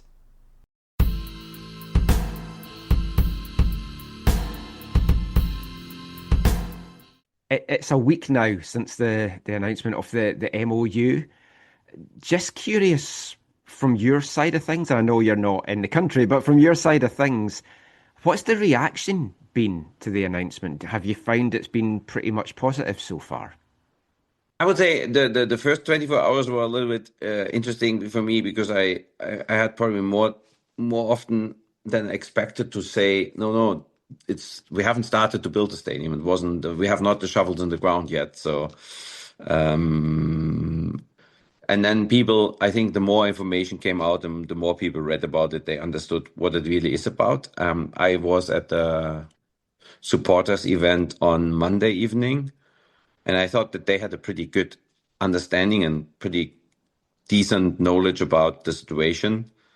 And as I said publicly, and I told the supporters again as well, it's one of the many options that we have, that we are speaking about, and it's now about finding out, is this the option that can be a game changer for us? And there are pros and cons for this, for the Hastings race park or PNE site, however we want to call it. And the cons that also everyone knows and brings up we are very well aware of that, and that's actually one of the questions that we also have to find out or to discuss: public transport, parking, and all of this. So for that reason, I thought that a couple of days later, I found that I had pretty interesting discussions about already the pros and cons and what would be needed and what people think and how can we make it work. And that's exactly the work that now has to be done over the next 3 months, 6 months, 9 months, whatever it takes done. Axel, you had a lot of appearances last week, and I understand you said that you'll be meeting with Pavko before the holidays. I'm wondering, how did that meeting go, if you've had it, and how much closer are the Whitecaps to getting a short-term deal to play at BC Place going forward? Meetings in this, I mean, it's one thing that COVID has really completely changed. That's, most of the meetings are really happening virtual. You really have to push for having a meeting in person. So meetings are continuing to happen, even if I left Canada literally yesterday night and now in Europe. But I have heard, I want to use this for a second because I have heard that people are really, some people think it is the right thing to do to write pretty negative and very aggressive messages towards people that are sitting on the other side of the table and speaking with us. I think I have said it last week and how you have reported about it, that we think we have positive conversation, that this is a contract that was 15-year old and we have to rethink this whole deal. We have to almost to start at zero, and we will play next year in BC Place and our situation will be better. And is it then, do we find a long-term solution? Do we find, how much better do we find? How much can we change this model? And what else is needed? That's something that is right now all to discuss, and that will take time. And we definitely have to probably wait a little bit more to get to how much more can we do, how much more can we change, how much better can it be, and at the same time we will look in alternative solutions. But there is clearly openness on the other side to come to the table in a open-minded and positive thinking way to find solutions. We're not there yet, but for that reason we will play in BC Place next year. We will have a better deal. And will that be the final deal? And will this deal be good enough for the long term? That's all what we have to find out. But I can only say that these people really, that it takes so much time because these people don't want to come with a preset opinion and just say, look, okay, this is what the contract is, and you can get 7.5% more here and 3.25% more here. And okay, now we negotiate, is it a percentage more or not? It's really way more complex, and this goes even with the calendar change that is coming. How does this impact the whole business model? How does this impact our business and their business, and how does this can be a benefit or not? And so next year will be a complicated year anyway, with the World Cup in the building and the constructions going on. So we will get something, and I'm optimistic that we will get something that is significant better.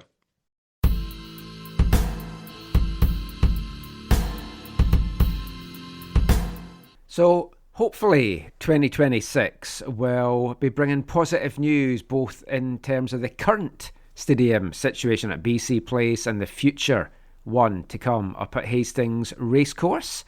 Keeping fingers crossed for both of those.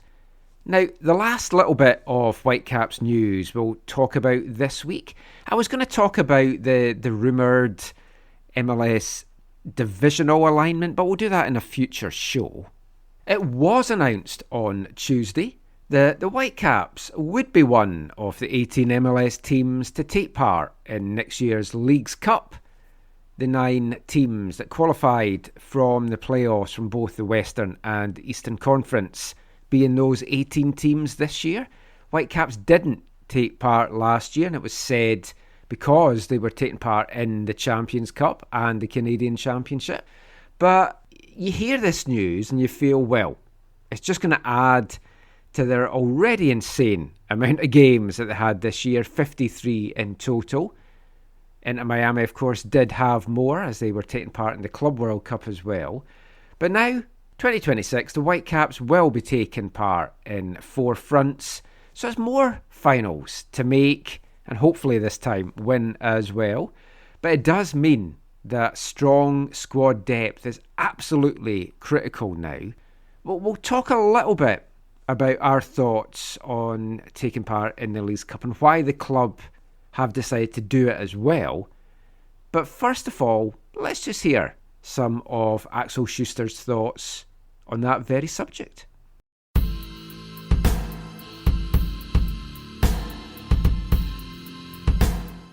Well, one of the other announcements this week, it's been a busy off-season week. The club's going to take part in the Leagues Cup this year.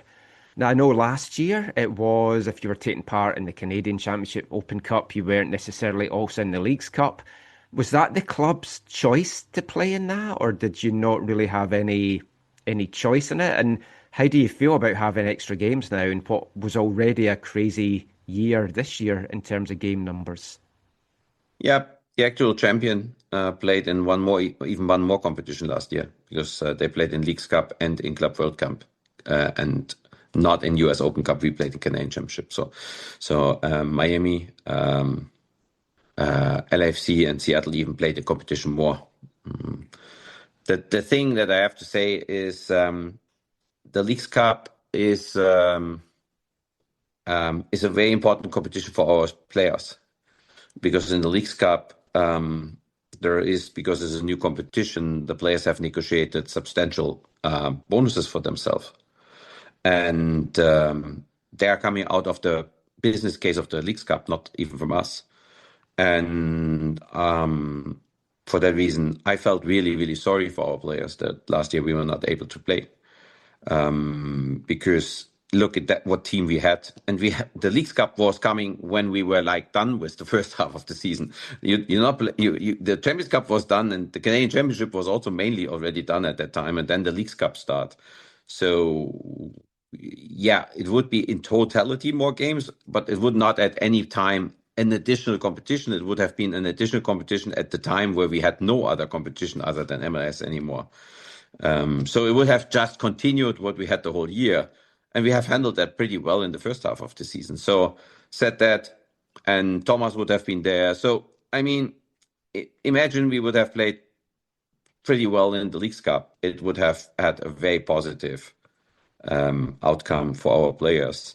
And our players are a really great group. And they really look after all the players if they win some bonuses. And they have a really good way of how to go over those things. And for some of the players who are playing on smaller contracts, or some of the younger players who are now significantly contributing to this team and doing a great job, it would have been very meaningful. It could have doubled their salaries or even more. So for that reason, there's no choice for me. This, if there is a competition, we want to play in it and we want to compete in it, because that's the mentality of our players. That's the mentality of our club. And so, yes, if there was a choice, then it was clearly in for us. We wanted to play. Cool. Just another final for us to reach. That's good.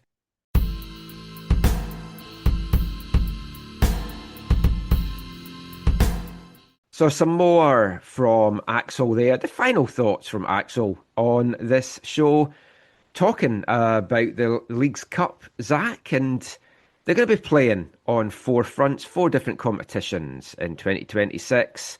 And I was a little surprised by that, but Axel saying that they wanted to play in the Leagues Cup for the players because the MLS PAs negotiated big bonuses for them if they do well in the Leagues Cup. And he's like, well, our players lost out on that this year, and I felt for them. And when you hear him saying that some of the guys could have made double their salary if they'd run a good Leagues Cup run, you're like, well, again, it's another example, like with Jayden stuff that we're just talking about, of how the club is treating the players and thinking of them first. Yeah, that was kind of crazy when I heard him say that. I was like, oh, wow. But it also, I think, I mean, you and I have talked lots about this whole Leagues Cup thing and how, I mean, I don't value the tournament. I do not think it is right how the MLS has used it as a tool to beat down the US Open Cup. Yeah. I think that's absolutely just horrific. Well, they've made the US Open Cup like the second-rate thing, because it's like, well, our top 18 teams are going to be in Leagues Cup. Oh, the rest of you can just play in this thing. Yeah. However, what I will say, again, this goes to Axel's credit. I think his mentality and approach is good. I know I'm sure there'll be some complaining on the way. I'm sure you'll talk about, fixture congestion and load and. Well, after a World Cup break as well. Yeah. But I do like his mentality of we want to be in every competition because we want to win every competition. I think is really good. The one thing it was kind of interesting in what he said about it was like, well, if you think about this year, it actually didn't collide really too much for us, and we would have been able to get Thomas up to speed more or into more games and all that kind of stuff. And also, if they had won it, they would get a bye in the first round as well of the Champions Cup. So I mean, those factors play into it, whatever you think of it. But we're in it. I want us to win it. So yeah, I think it's good for them to be. I think it's good for them to be in it in the sense of they want to be the best. So it shows like a strive for excellence. At the same time, I think it's a ridiculous competition. It shouldn't exist. So it's a both end for me. I genuinely thought they might have a year off with it because of the World Cup stuff. But I mean, we're still waiting at the time of recording the dates for the Canadian Championship as well. So that's going to be very interesting. How all of this kind of is fixed into the season, and especially if it's two-legged ties again in the quarters and the semis. But yeah, that is pretty much it for our Whitecaps News of the Week chat. We'll round off this part with another one of our fun Christmas segments. This time, let's find out Secret Santa Christmas dinner Whitecaps options from Sebastian Berhalter. Secret Santa, where's he from? Secret Santa, I don't know. Secret Santa, is he your mother? Secret Santa, is he your brother? Secret Santa, is he your mate? Secret Santa, I don't know. Now, I'm interested in your answer to this because you've been an answer to one of the other players in this. So if it was a Secret Santa for the Whitecaps, which teammate would you love to have as a Secret Santa, and which one would be like, oh no, I've no idea what to get them? So I'm giving the gift? Yeah. I would feel like Giuseppe Buolina. I could get him something pretty good, and then I don't think I would want to give Thomas a gift. I feel like I don't even know what I'd get Thomas. I don't know where to start. Yeah. Someone, I won't say who, picked you as the person they would love to get a gift for, because you could just get golf balls and you'd be happy. That's perfect. That would make me very happy. Yeah. You were also an answer on this one as well. If by some quirk of fate you had to have a teammate for Christmas dinner, who would be the teammate you'd love to have? I think Tate Johnson. I think it'd be fun to have at the Christmas table. Cool. Yeah. Awesome. Thanks.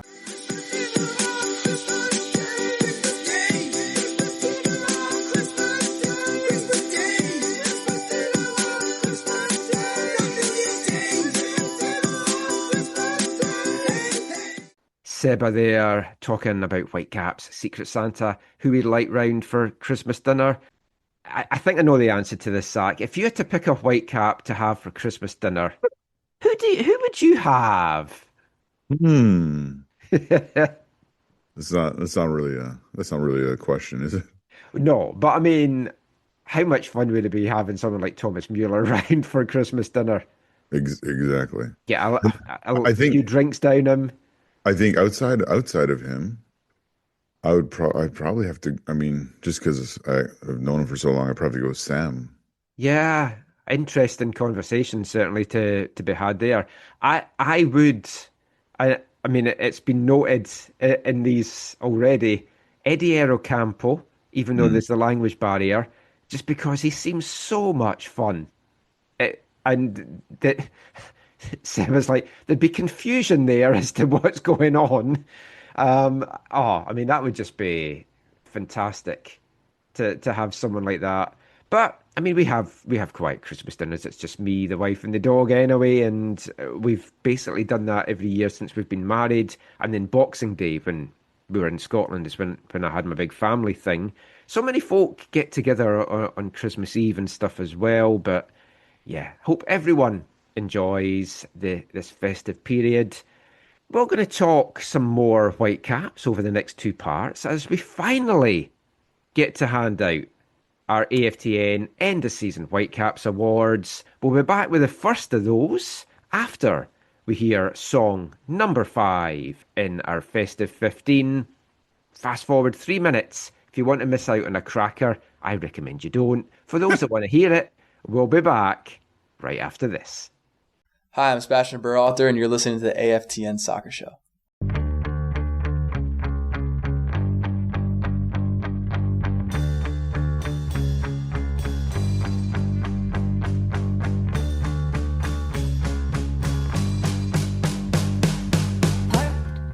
Off in the 7-Eleven lot. You look like you're terrified to be caught. Nevertheless, I think I'm trying my best. I think I'm trying my best.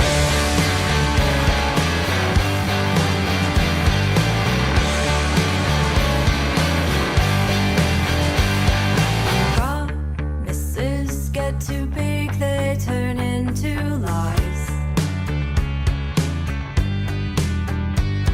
And you know I've never been good at goodbyes. I've regret, but I think I'm trying my best. I think I'm trying my best.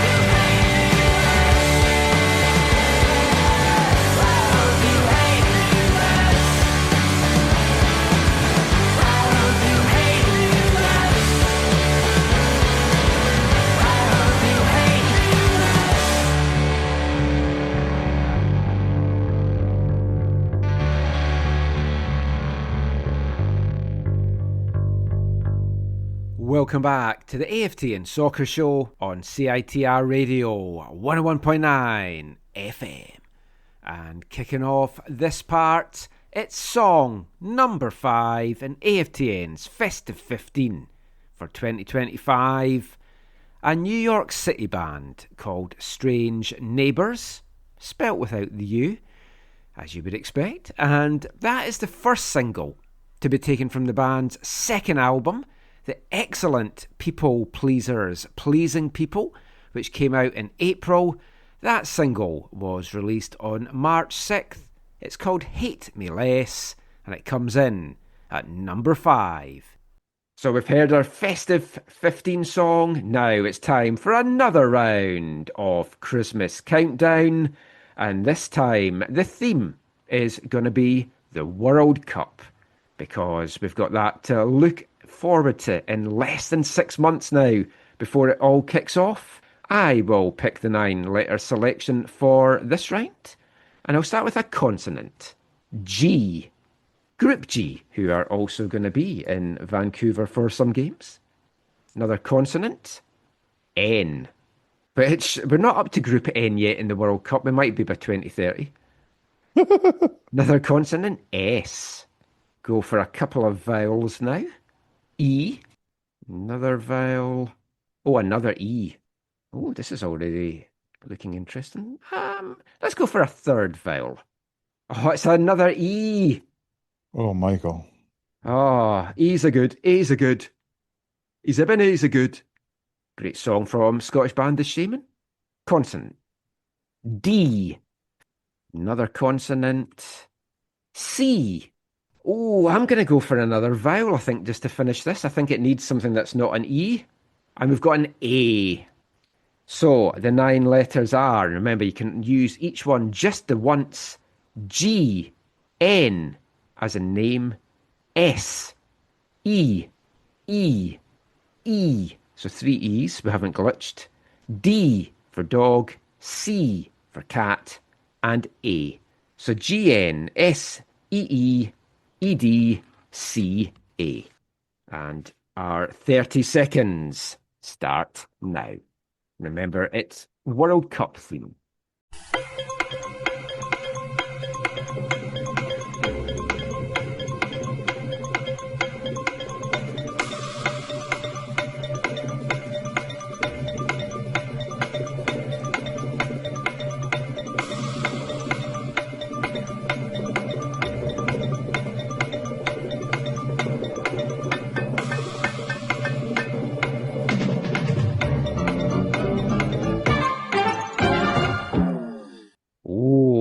This is a tough one.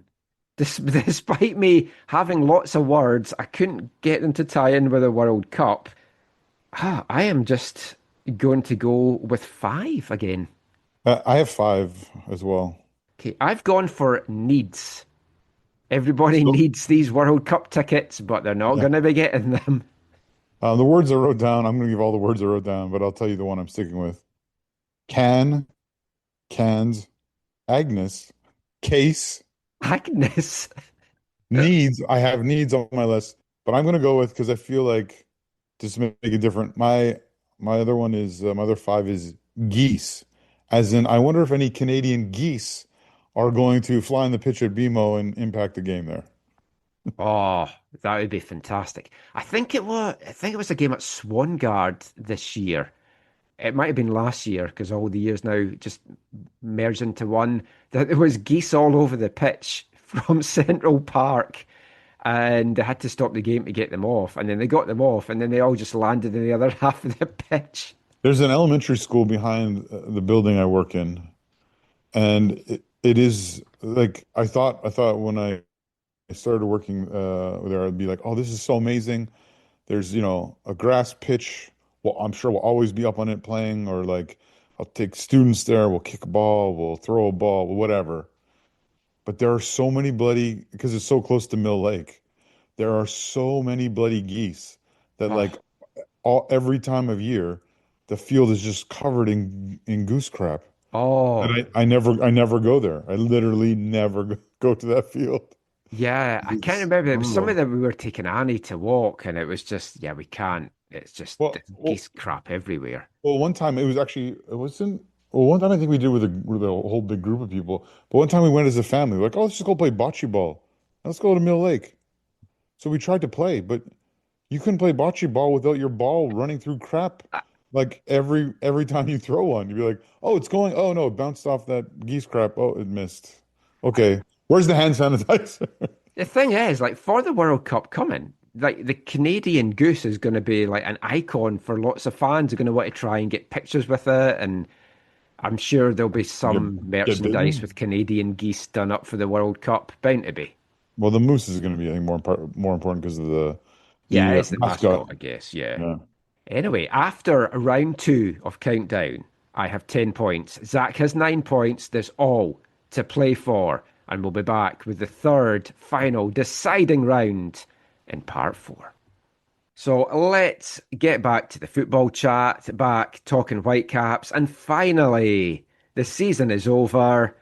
Although it's good, you want it to go as late as possible, but it means our end of season stuff's all been pushed back, and that also means our end of season awards have been pushed back. So in this episode, we're going to do, over the next 2 parts, our Whitecaps end of season awards for 2025. And then in the next show, in our New Year special, we'll do some of our more fun ones like Hero, Villain of the Year, some other stuff as well. So that will be to come in the next show. So we'll do this.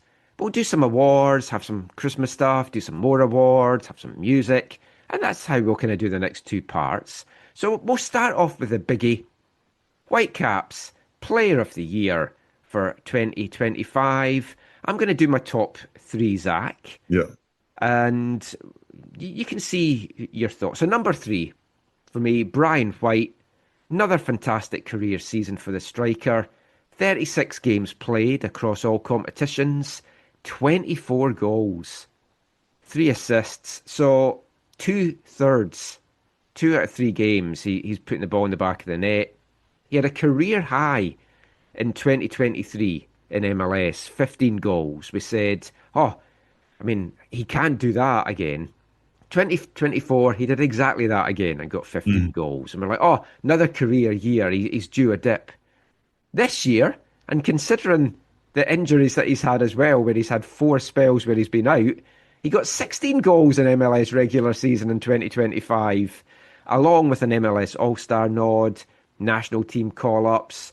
I mean, this has been a fantastic year for him. And you're kind of left with this thing in your head of, what if he hadn't had those injuries? He probably would not have been the MVP, because Messi's always going to get that, but he would definitely have been in contention with that. Yeah. It is, people talk about all the people who could have won Ballon d'Ors during the the Messi Ronaldo era and all that kind of stuff. It's a little bit like that with Brian. When you sent me the numbers for the year, I didn't realize how crazy it was. Yeah. For him. I knew he scored a lot of goals in the competitions and stuff, but yeah, it's quite remarkable. And I think at the same time, even though he was out a little bit through injury, it's quite remarkable that with those numbers, he's still your number 3. Like he's not number 1, like he's not higher up. Well, I mean, there's some other guys that didn't even make my top 3, and you're like, it's crazy after the year that they've had. Number 2 for me is Tristan Blackman. Another player, his best year as a Whitecap, an MLS All-Star, gets his first call-up to the US men's national team. 38 games played across all competitions, another player that's had some injuries this year. 5 goals, 2 assists, but he led the back line, and he forged key partnerships back there with everyone that he played with in the middle of the defence. Now, him and Ranko together were just outstanding once again this year. Then there's that an amazing winning goal that he got in Mexico against Pumas that we will talk about for other things in these awards as well. But a great season for Tiki. A comeback season almost after what felt like it wasn't his best year last year under Vanni. Did you fail the Defender of the Year? Did you say that? I voted for him as my Defender of the Year, but I forgot to mention that in the blurb there, of course, as well. Yeah, he's MLS Defender of the Year. I can't believe I missed that out. When you were talking, I was like, he missed his biggest, well, maybe largest bonus incentive, I think, for the year. Yeah. It's crazy. I remember we were talking about him during having that dip under Vanni, and then what a comeback it was at the beginning of this year to really, I think, let his true colors shine through. I also think well, both year 2 and year 3, it's interesting they're both, I mean, due to injury, maybe just a hint of suspension, they're both sub 40 game guys. In a season that they had 53 matches. Yeah, but they're both such core dudes. But yeah, there's no way that Blackman can't be a part of top 3 for the year because of everything that he did and everything that he brought. I think with White, I think his biggest issue is probably missing games through injury, and a couple games where you like he had to score and didn't. Right, he had the chances, and you're just like With when I think about Blackman, it's those injuries that really hurt him, and then obviously the red card Yeah. I But mean, it's for both those guys coming back after injury, and in Brian's case, back and then out and then back and then out and then away in international duty. It stops your flow and it stops your rhythm. yeah. But I think one of the most important things you said too is despite all the alterations and sometimes some cases patchwork on the back line, you're right, is Blackman really was a great partner no matter who he was next, which I think speaks volumes. And yeah, I think he's definitely easily in the top three players of the year for. And our number one, it's an all-American top three. USA, USA. Yeah, that'll help me get over the border for any World Cup games, I think. Yeah, number one, AFTN's Whitecaps Player of the Year for 2025, in my opinion. We'll get yours in a sec. Sebastian Berhalter, another one who's had his best year as a Whitecap, exponentially got better year after year in his time here in Vancouver, cemented himself, I feel, as part of the US men's national team setup as a result, was also in the best 11 in MLS for the year. 47 games played across all competitions, 8 goals, 13 assists. Pivotal in their CONCACAF Champions Cup run. For me as well, built the best midfield pivot in MLS with Kubas. Can he improve further in 2026? Can he take the next step? Get that move over to Europe maybe as well? But I think for me, very well deserving of the Player of the Year. Yeah, absolutely. I think he is the Whitecaps Player of the Year. I think no matter who you are or how you look at it, he was Mr. Whitecaps this year. I'm not going to disagree with those three because I think it's really, really hard to. I just want to give some honorable mentions for this category, if that's okay. And one of them kind of ties into the next category where we will have a little bit of disagreement at least. But I think honorable mentions. I think you mentioned him there in terms of the best MLS double pivot. I think Kubas has to be mentioned. I think his minuses are that final in Mexico City and even being stripped by Messi in the MLS Cup final, but I think he was absolutely, again, huge for the Whitecaps and so important. Number two. And doesn't look like he's going anywhere right now either, because that deal to Brazil's fallen by the wayside. And I think the next person who I'm a little bit surprised I'm saying this, but also nominated for a position of the year or in his position is Yohei Takaoka. Yeah. I think it's just huge for them again this year for all the little shortcomings in different in you could pick out different moments that were not ideal or whatever, but I think for them and again how they want to play out of the back, I think just so huge. And then 16 clean sheets I think he had across all competitions as well. Yeah, which is crazy. And then I had two more. One is the sample size is obviously far too small to really include him in this category, but I think Thomas Mueller was so influential and so important. His 13 goals and assists combined, I think, in all competitions were like so huge. Plus all that kind of off the field or in the locker room kind of boosts to morale and that teamgeist and the will to win and all that kind of stuff, I think was huge. And the last one, you can use this if you want as a segue into the next category. The last one I would say for me probably is Adier Ocampo. I think he deserved at least some kind of mention in this because I think he's so huge, so massive for this team this year, and versatile, could play on both sides. Obviously didn't score a ton and didn't get a ton of assists, but which is crazy because of how forward he gets. Exactly, but I think he brings a lot of stability to the back line, and I think he's not the fastest player on the team, but his pace I think helped him recover and defense. He gets back. He tracks back well. But anyways, for me, yeah, and then he also is one of the guys who played in almost, closer to all the games. Yeah. 47, I think, out of 53, I think it is. But yeah, he is definitely needs an honorable mention to those. So those are probably the top 7 players, I think, in my mind. If you want to keep the list kind of going down or whatever. I mean, it's been that kind of season. You could make a case for so many players to get honourable mentions or break into top 5, and I mean, it does segue nicely then into Young Player of the Year. Now, you said we'll have some disagreement here. I've disagreed with myself in this because when we got to vote in the media get a vote in the Whitecaps Awards, you were voting for your top 3 for Player of the Year, which I've kept the same from what I voted back in October.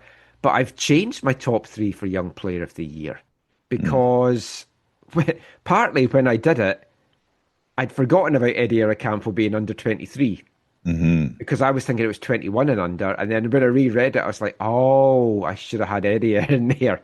But so this was my AFTN Young Player of the Year top 3 for 23 and under. Third place, Ryan Alumi. And I think if he'd come in earlier, had the whole season, it might be a different thing we're talking about with Ryan. 18 years old, 12 games played with the first team, 2 goals, 2 assists. 12 games played in total for the first team, but 22 played for WFC 2, where he got 12 goals and 6 assists. So him and Pierre were lighting it up in WFC 2. So he's third for me. I've put Ocampo second, but I think I know where you might be going with yours, and I think I could be swayed by you as well. 22 years old, 47 games played across all competitions, 3 goals, 1 assist. He got used to playing in MLS this season, I think. He established himself as a starter. I love his aggression. I love his personality off the pitch as well. And it was very close for me between him and Tate Johnson as the number 1. But I just gave Tate the edge for now. 20 years old, 42 games played, not all of them starts, 1 goal, 1 assist. So I'd like more output from Tate as well. But he came in big games, did well in big moments and in big games, played well throughout the season, just shy of 3,000 minutes logged. And when 12 months ago we drafted him, never saw this coming with what you knew you had at left back as well. And I just think he surprised me so much that I gave him the nod at number 1. But I feel you might be making the case here for Eddie Eyre. Yeah, I think he has to be number 1 in that list. I know, his age, he's closer to the limit, because he's under 23. But yeah, he's number 1. Johnson, I think, is massive at number 2. And then I think, Alumi is good at number 3. And here at honorable mention, I think needs to go to Jeevan Badwal. Yeah, he just missed out for me too. Yeah. Yeah, he had a good year, a breakthrough year. Again, a player that I don't think 12 months ago we thought might be getting as many minutes as he did. But then it's just been the nature of the season with injuries and just so many bloody games that it's like, yeah. So, I mean, I think that's a good top 3 in honourable mention. Now, the next 2, I know you won't have big input in because you haven't watched a lot of these games. But my WFC 2 Player of the Year, I've given it to Mark O'Neill. Just realised I'm giving a lot of Americans awards here. 23-year-old centre-back, captain WFC 2, earned a first-team deal because of his play. Also, kind of because of needs at centre-back. Didn't get to play in MLS, then option wasn't taken at the end of the year, so he's moved on, at least for now. Still a chance he could come back. Yeah. 27 games played for WFC 2, 9 goals as a centre-back, 3 assists. He was a true leader on that team. I wish him all the very best for whatever's next. I would still love to see him back here, but it felt he was too good for WFC 2, but just not quite good enough for MLS. So you feel USL is probably going to be a landing spot for him. And he just sadly found himself at the club at a time where there's centre-backs galore, even though a lot of them were injured. Yeah, but for me, he was my WFC 2 Player of the Year, with hat tips to Ryan Alumi and Nelson Pierre. Yeah, I think I can't disagree with that. Like you said, yeah, I have not watched them nearly as much as you have. I think I think that's fair. I think the next category, I think I might have seen this guy play once, but yeah, I'll Well, let you talk. yeah, our last one before a little break, Academy League One BC Player of the Year. Now, I haven't had a chance to see a lot of the Academy guys or follow their progress. I've been told, as we've talked about in the show, the U15, the U16, U17 teams are brimming with talent just now. And I think we're going to see a lot of them make the breakthrough into League One. In fact, we saw a lot of them play in League One this season, maybe even with WFC 2 as well. So I've given it, in the end, to Kyler Vojvodic, 19-year-old forward who led the Whitecaps in League One BC, 7 goals, on a League One BC team that was regularly playing 14, 15 and 16-year-olds. Mm-hmm. It was a very, very young League One side for the Whitecaps this year. He had a good academy season as well, Vojvovic. He's gone on to college now, and he had 5 goals and 2 assists in 15 games played at Rhode Island University, 13 of them starts. So definitely someone to keep an eye on, but he has gone down the college route. And yeah, I'm not sure that you've got a lot of input to this one, to be honest, because even I couldn't talk to you too much about some of the academy guys. Yeah, I saw him play that fateful night on June 18th at Swangard when you and I were hanging out with Flo and Mickey. I think that's the only time I actually saw him play. Yeah, actually, I forgot about that one. So yeah, so that was our first 4 Whitecaps awards on the player category. We've got some more player ones to talk about. But before we get to that, let's bring you another one of our fun segments as we find out what an Emmanuel Sabi Christmas is like. What's a Sabi Christmas like? Is it a traditional Christmas that you have? Yeah, I mean, my birthday is on the 24th, so birthday first, and then Christmas tradition. Thanking God that I'm alive and that I was born a day before him. So yeah, just a beautiful time with family. Do all your family get together? Where are you going to fly this year to have Christmas? This year I think I'll just stay with my wife. It's our first Christmas together, so be a special one to stay home and, well, maybe not home, maybe home, I don't know. Maybe Vancouver, maybe vacation somewhere, I don't know. So not yet, haven't made my decision yet. If you could have one football-related Christmas present this year, what would you like that to be? Good question. Messi's jersey. Oh, signed? Signed, not. It's okay. Whichever one. You can swap it with him in the MLS Cup final if we get Hey, that would be an amazing one. Yeah. Emmanuel Sabi there, just talking about Christmas in the Sabi household. Newly married Emmanuel Sabi as well, so having a quiet Christmas with his new wife as well. And we know Emmanuel is a traditional Christmas celebrator as well, with his love for Jesus. We'll get back to some more Whitecaps awards now to round off this part. And the next one, Emmanuel Sabi could certainly make a case for, because we're going to look at the best Whitecaps edition of 2025.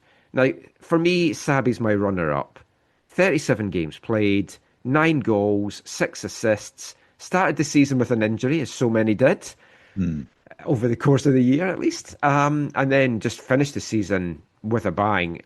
Definite starter now, and just was outstanding. When I was watching some of his goals back as well, trying to nail down the goals of the year, I talked about how Nelson in that game against Portland was unplayable. There was times this year that Sabi, he's just got that difference-making ability, and he's done well for himself coming back for Europe, and he's gonna be attracting attention, I think. Yeah, I think it was a great first year for him, and he is one of the players who I think, as his sophomore year at the Whitecaps goes, I think will really help define can the Whitecaps continue in the same way or not. Yeah. But I think if we're looking at the best edition of 2025, and you've already touched on this, Zach, I mean, it has to be Thomas Mueller. Primarily for me, for what he's brought off the pitch in terms of eyeballs on the team, this personality, getting folk to take an interest in the Whitecaps, helping the club pack it out. He's a big presence and a big personality off the pitch. Now, I'm not demeaning what he's done on it either. 13 games played, 9 goals scored. Yeah, penalties in there, but you still have to score them, as we always say. 4 assists as well. But what he also does on the pitch, Zach, as we've talked about all year, is can be having a quiet game and then just brings that one moment of magic. But because of the aura that he's got, he gets players marking him, sometimes 2, and it then frees up space elsewhere on the pitch. And he's also, the flip side of that, as we've talked about, bizarrely not been marked at set pieces in the box. Yeah. And just gets a shot, gets a header, sets up an assist on a goal. And it's like he's known as being the space interpreter, but it's like he's got an invisibility cloak sometimes out there when he's in the penalty box when teams are just not marking him.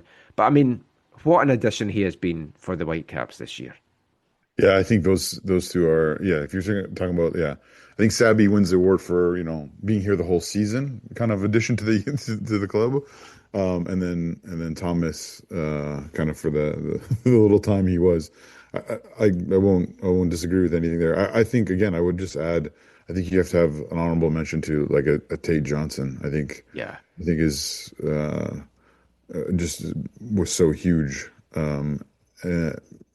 both starting and coming off the bench, and someone who, when you thought, okay, the Whitecaps are in real trouble in terms of their depth and Sam being down and all that kind of stuff, it was like, no, they're going to be okay. So solid. And then for him too, again, kind of like Sabby, you hope that his sophomore year can be, on the same level or better as well to help them to continue to progress. Well, I mean, Tate can also probably get an honourable mention in the next category as well, which I think I need to give a different name to. We've always called it the unsung hero. I don't know if we can really call it that anymore, because these guys have had a lot of plaudits this year. I mean, you can't even say underappreciated, because I think folk have appreciated them as well. But I'll give Tate Johnson my nod as unsung hero. But my top 2, my runner-up, Ralph Priso. Yeah. I mean, that move to centre-back has been incredible. As we just heard from Axel earlier, he's classing Ralph now as a centre-back, and now looking to strengthen the central midfield, which throws up so many questions about the 2 guys brought in from Europe in August, and Sean Lau and Pupa, because if you're now saying, oh, we maybe don't need these guys because we've got Ralph Priso. Yep. But, I mean, he came to the Whitecaps, and I'll be honest, I was like, I don't know about this. He never really excited me at Toronto or Colorado.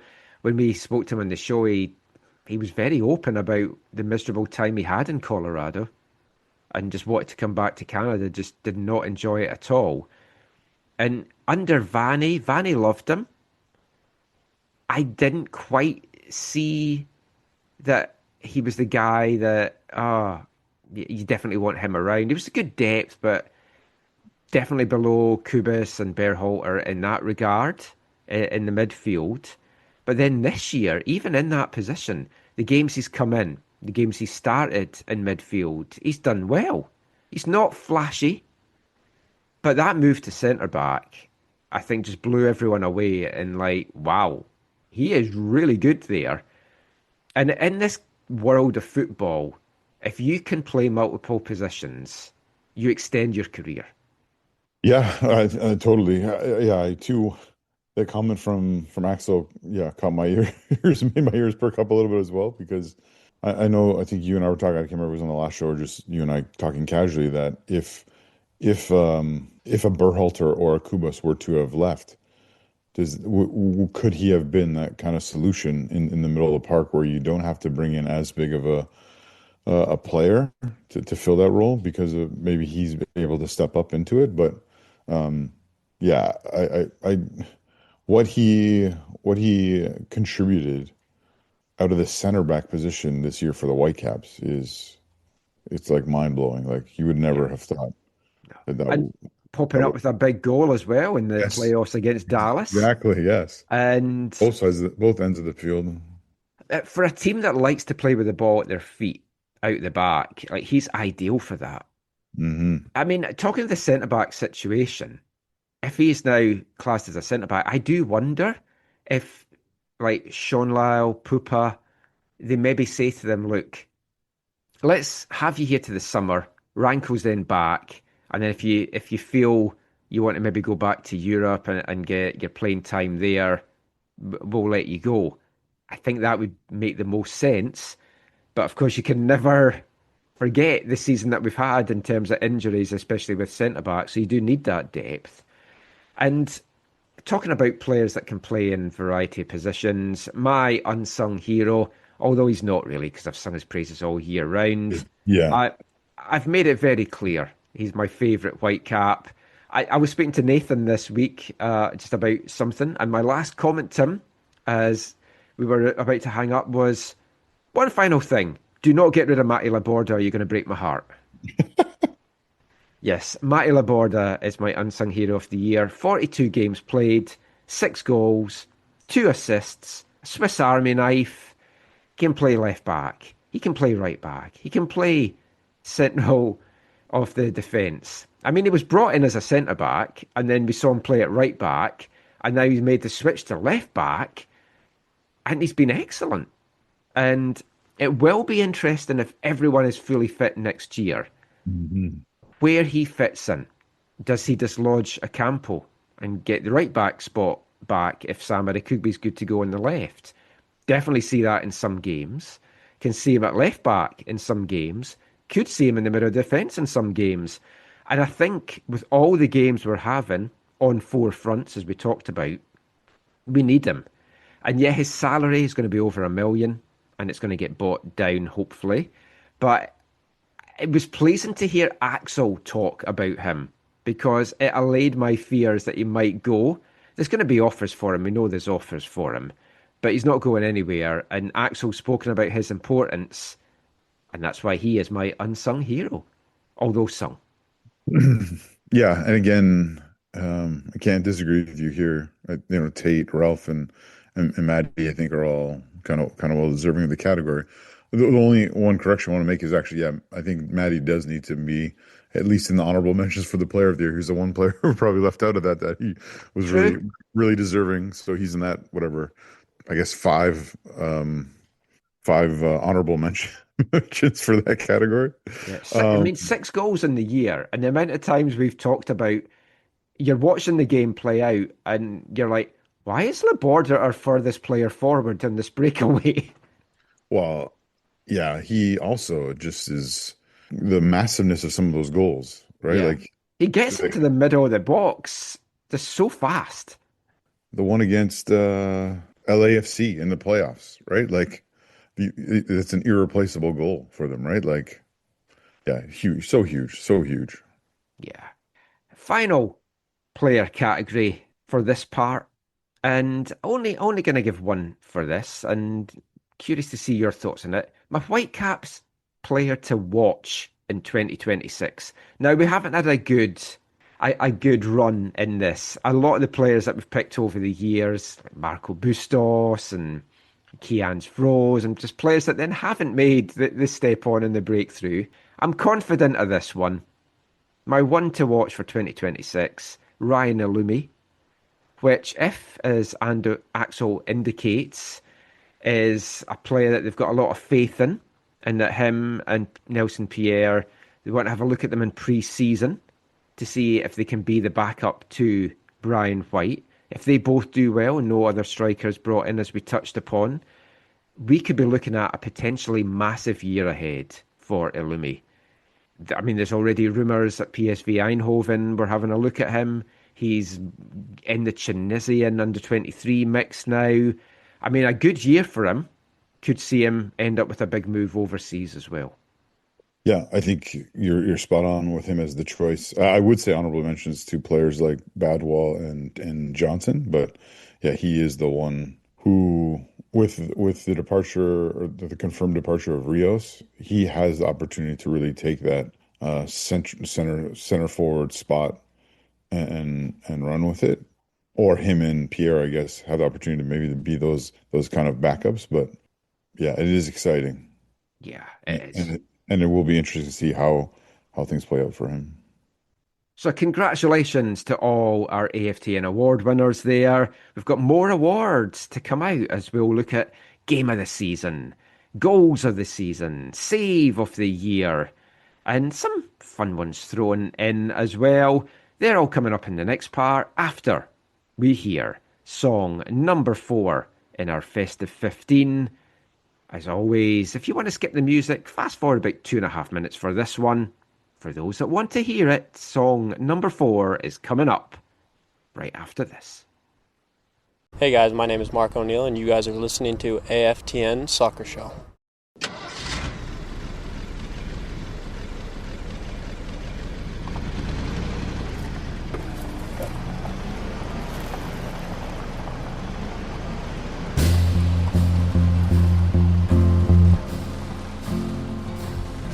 How could anyone be like you are to me?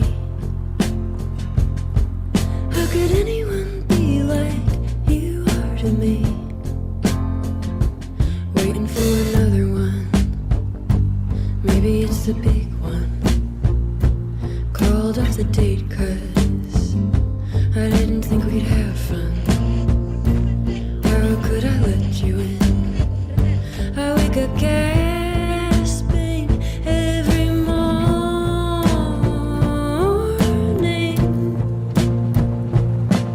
How could anyone be like you are to me? How could anyone be like you are to me? My OCD, come see it in 3D. Says you're too short for me, and I don't like your teeth. Yeah, I've gone crazy 2 times before. Once in London, once at Colton, Denver. How could anyone be like you are to me? How could anyone be like you are to me? How could I let you in? I wake up gasping every morning.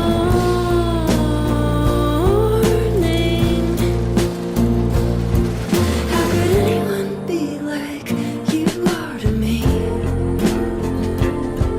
How could anyone be like you are to me? How could anyone be like you are to me? Welcome back to the AFTN Soccer Show on CITR Radio 101.9 FM. And kicking this part off, it's the song that comes in at number 4 in AFTN's 2025 Festive 15. A song we played all the way back in January. It was released on January 9th and it featured on singer-songwriter Camille Schmidt's debut album Nude Number 9 that was released the same month. We had that album as our album of the month, and the song is Cult in Denver. And we'll be back with the top 3 in this year's Festive 15 in the next episode of the show, our New Year's special. Who's going to take the top spot this year? Tune in to find out. So now we'll get back to playing our final game for the episode. It's our last round of Christmas Countdown. We've had football themes in the first 2, and we've not done the best at them so far. I'm leading 10 points to 9, 1 round to go this time. For the Christmas special, we've got a Christmas theme, and Zach, it's your choice of letters. Consonant. N, as in needs, which we both got the last time around. Okay, I'll go another consonant. R, I'm a pirate. I'm matey. Okay, let's go consonant. R. Oh, goodness. Let's go consonant. Might need to shuffle You these a shuffled bit these, better. right? Yeah, I did. S. Let's go consonant. T. Consonant. Oh, another T. Oh, man. Vowel. Yeah, you need some good vowels here because we are screwed at this rate. E. Vowel. E. Well, at least I've got a Christmas word, so. Yeah. And one to go. Let's go vowel again. O. So the That's- letters are N, R, R, S, T, T, E, E, and O. It's a terrible selection. I did shuffle these quite a lot, but let's start our final 30 seconds.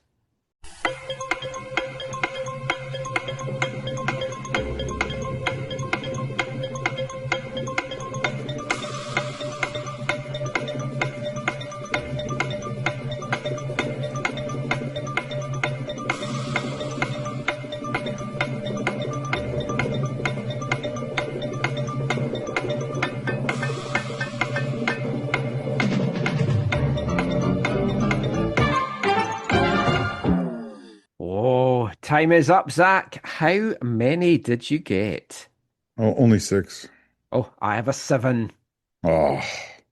So I had a 5 of trees, which I was like, yay, Christmas related. And then street, because Santa has to come down the street. But what is your 6? Well, I had teens as a 5. I had stereo as in a Christmas gift, or we play the music, Christmas music on the stereo. And then I also had street as well. But I was thinking, what was that Christmas movie with street in the title? Oh, A Miracle on 34th Street. I think that's the one I was thinking of, yeah. That's a good one. I went for, because like in this day and age, there's a lot of bad people in the world. And there's porch pirates. They steal your presents that you've maybe ordered off your deck, or they steal a collection tin from a shop that's collecting for needy children. I would call somebody that did that a rotter, and if there was a gang of them, I'd say they were rotters. Yeah, that doesn't count. That is not North American English. It didn't say it had to be North American English. Rotters? Rotters. Oh, you dirty rotter. You never heard the phrase rotters? Oh, you would have beat me anyways because you would have tied 6. So Yeah. I'm not It says I'm not going to rotters. contest rotters.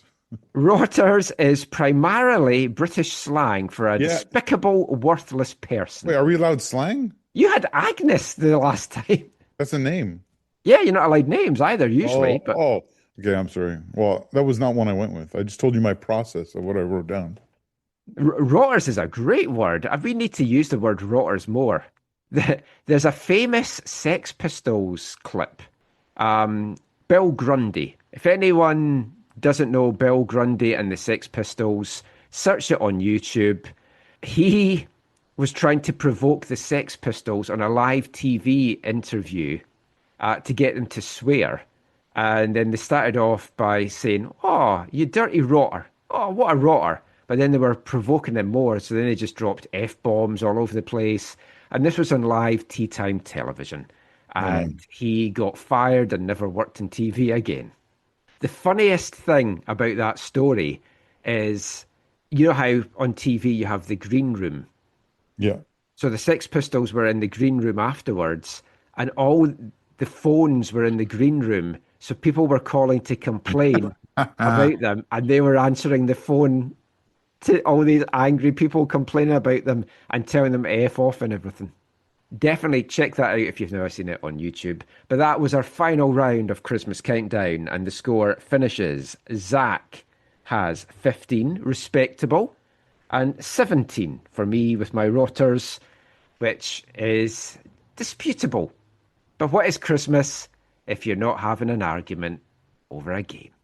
But enough of that. Let's get back to the football chat now and back to handing out our AFTN awards for 2025.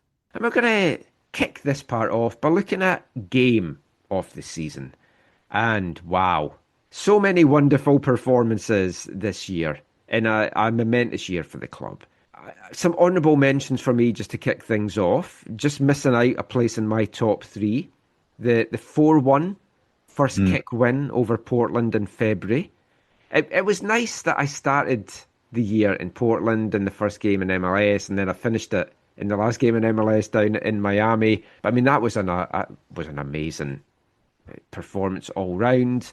The 7-0 shellacking of Philly in September. If you'd said to me last year, oh, you're going to beat a team 7-0 and that's not going to be in your top 3 games of the year, I'd be like, oh, okay. But that is the case for me here. The 3-1 Western Conference final win over San Diego in November deserves a mention just because it was so dominant. Yeah. And I mean, the CONCACAF Champions Cup first leg game at BC Place, the 2-0 win over Miami, doesn't make my top 3. And again, if you'd said that 12 months ago, you'd be like, wow. But for me, here's my top 3. And I've kind of cheated because I've done a joint third because I couldn't leave one of them out and I couldn't pick between them. So my third places are Monterrey 2, Whitecaps 2, the CONCACAF Champions Cup quarterfinal, second leg on April the 9th, Blackman's 93rd minute equaliser on the game, but tie winning goal. So that's joint third with Whitecaps 3, Seattle 0 in MLS on June 8th at BC Place, a week after the disappointment in Mexico in the Champions Cup final. Sickness bug decimating the team, but they go out and they beat the Sounders 3-0. Sounders ending up with 9 men as well. I mean, that was just an amazing game. So they're my joint third ones, Zach. My second place game of the season, Whitecaps 2, LAFC 2. Whitecaps winning on 4-3 in penalties in the playoffs on November 22nd at BC Place. The fight shown in that one was incredible. And my game of the season, Miami 1, Whitecaps 3, down in Fort Lauderdale, the CONCACAF Champions Cup semi-final on April 30th. Whitecaps were simply unrattled by giving up the early goal, took control of the game, fought back, 3 big second half goals. They knew what they needed to do and they did it, and that was a game of the ages and a highlights that I have watched I don't know how many times over the year as well. So that's my top 3, 4 and honourable mentions. Yeah, I think those are good. One thing about the Portland game, because I was watching the replay of that, or the highlights of that. I forgot that Kamal Miller got sent off. Yeah, just 10 before minutes any in. of the goals. Yes, which that does skew the results a little bit. Yeah, and I don't know how much difference it would have made because Nelson was just unplayable that day. No, but that definitely helped. Okay, I think for me, Michael, I'll go number 1 is actually your number 2. I think that the win over LAFC in the playoffs, that monkey off their back, I think was so huge. I'll say number 2 is, yeah, you're right, the Miami away, the game that put them into the final of the CONCACAF Champions Cup.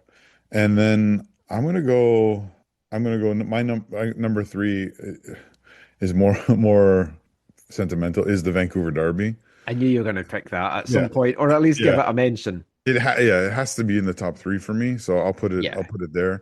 I know for them on the season, there are bigger games and all that kind of stuff. No, but for you, from a personal. Oh yeah, but I even think for them, it's the one cup final they won, right? Like, I think it is a really important game in the year. For me, actually, Mike, the honorable mention, and again, this is all sentiment, but both home and away against Saprissa. It was really, really fun to watch. Ryan Gold getting the goal down away to Saprissa to start things off, and even though they lost that 2-1, and then the home game where they were able to overcome Saprissa 2-0. I think Kendall's header off the bar. Yes, Kendall's header off the bar to almost win it, and his unfortunate slip up to gift, was it White? I think White got both goals that night. If I'm. Possibly. I've watched so many of the goals back this weekend. But anyways, Kendall, I think, had an unfortunate moment in defense that resulted in that second goal that he would I think like to have back. But those, and then I will also say, not honorable mention, but I just think they were so important for the club is both the lost finals. I think those games are. I know maybe it's still too close, especially the MLS Cup one, and it's still too raw for some of the fans. But you cannot discount the significance of those in terms of just the growth of the club and the ambitions of the club and the memories that were made at those games for the people who went, and even the people watching in BC Place or on TV or whatever. So huge. And really, I think one of the interesting things will be, and this is again a potential area that Thomas Muller can help them in, is how do you make those bad moments right? Like, how do you correct those bad moments in the year after, which Thomas Muller has significant experience in. He knows what it is to be a part of a run to a World Cup semifinal, not make the final, come third, and then the next time win the World Cup. He knows what it is to lose a Champions League final at home and then come back, storming back the next year and win it at Wembley. So he has those kind of experiences that I think are really can be beneficial to them. But it will be interesting to see what the Whitecaps can do in those, in the CONCACAF Champions Cup, to see can they make a return to the final and have a better showing of themselves and be victorious. And what can happen in the league this year? Can they get that supporter shield? Can they get the home field advantage throughout the playoffs? And can they get back to an MLS Cup final and ideally win it? But I think we can't have a list like this and not mention those two games. No, and it's kind of crazy, I guess, as well, that I've given my top 3, top 4 honourable mentions, and we got to 4 finals this year, and none of those finals made my top 3. And again, 12 months ago, you'd be like, I do not understand what's happened this coming year. Is the 4th one the Western Conference one? Yeah, I'm counting that. Yeah. Which a lot of folk are just dismissing that as, it was just a semi-final. It's not. To me, it's a final. You've got a trophy. Well, yeah, it is. Yeah, it is nice because you do have something in the trophy cabinet. It was nice for the fans to be able. I saw those moments, right? They had all 3 trophies together. I think it's because I didn't turn up for it that they won that one. Right, goals of the year. And again, I'll do a top 3 and some notable mentions. Notable mentions: the Canadian Championship bangers from Adekugbe and Sabi against Valor in legs 1 and 2 respectively. I might change my 3rd one here. In fact, I think I am going to change my 3rd one here. So I'm going to give an honourable mention to Pedro Viti, finishing off a lovely passing move with a dink over Dane St. Clair to make it 2-0 at Minnesota in a 3-1 win on April 27th. Another one that deserves an honourable mention, I guess, in our game of the year as well, because that was an under-strength Whitecaps team between the 2 Miami games that went to Minnesota and destroyed them 3-1. In MLS, Jayden Nelson's solo magic to make it 4-0 against Portland in that first league game of the year. Pedro Viti's opener in that match as well was something special.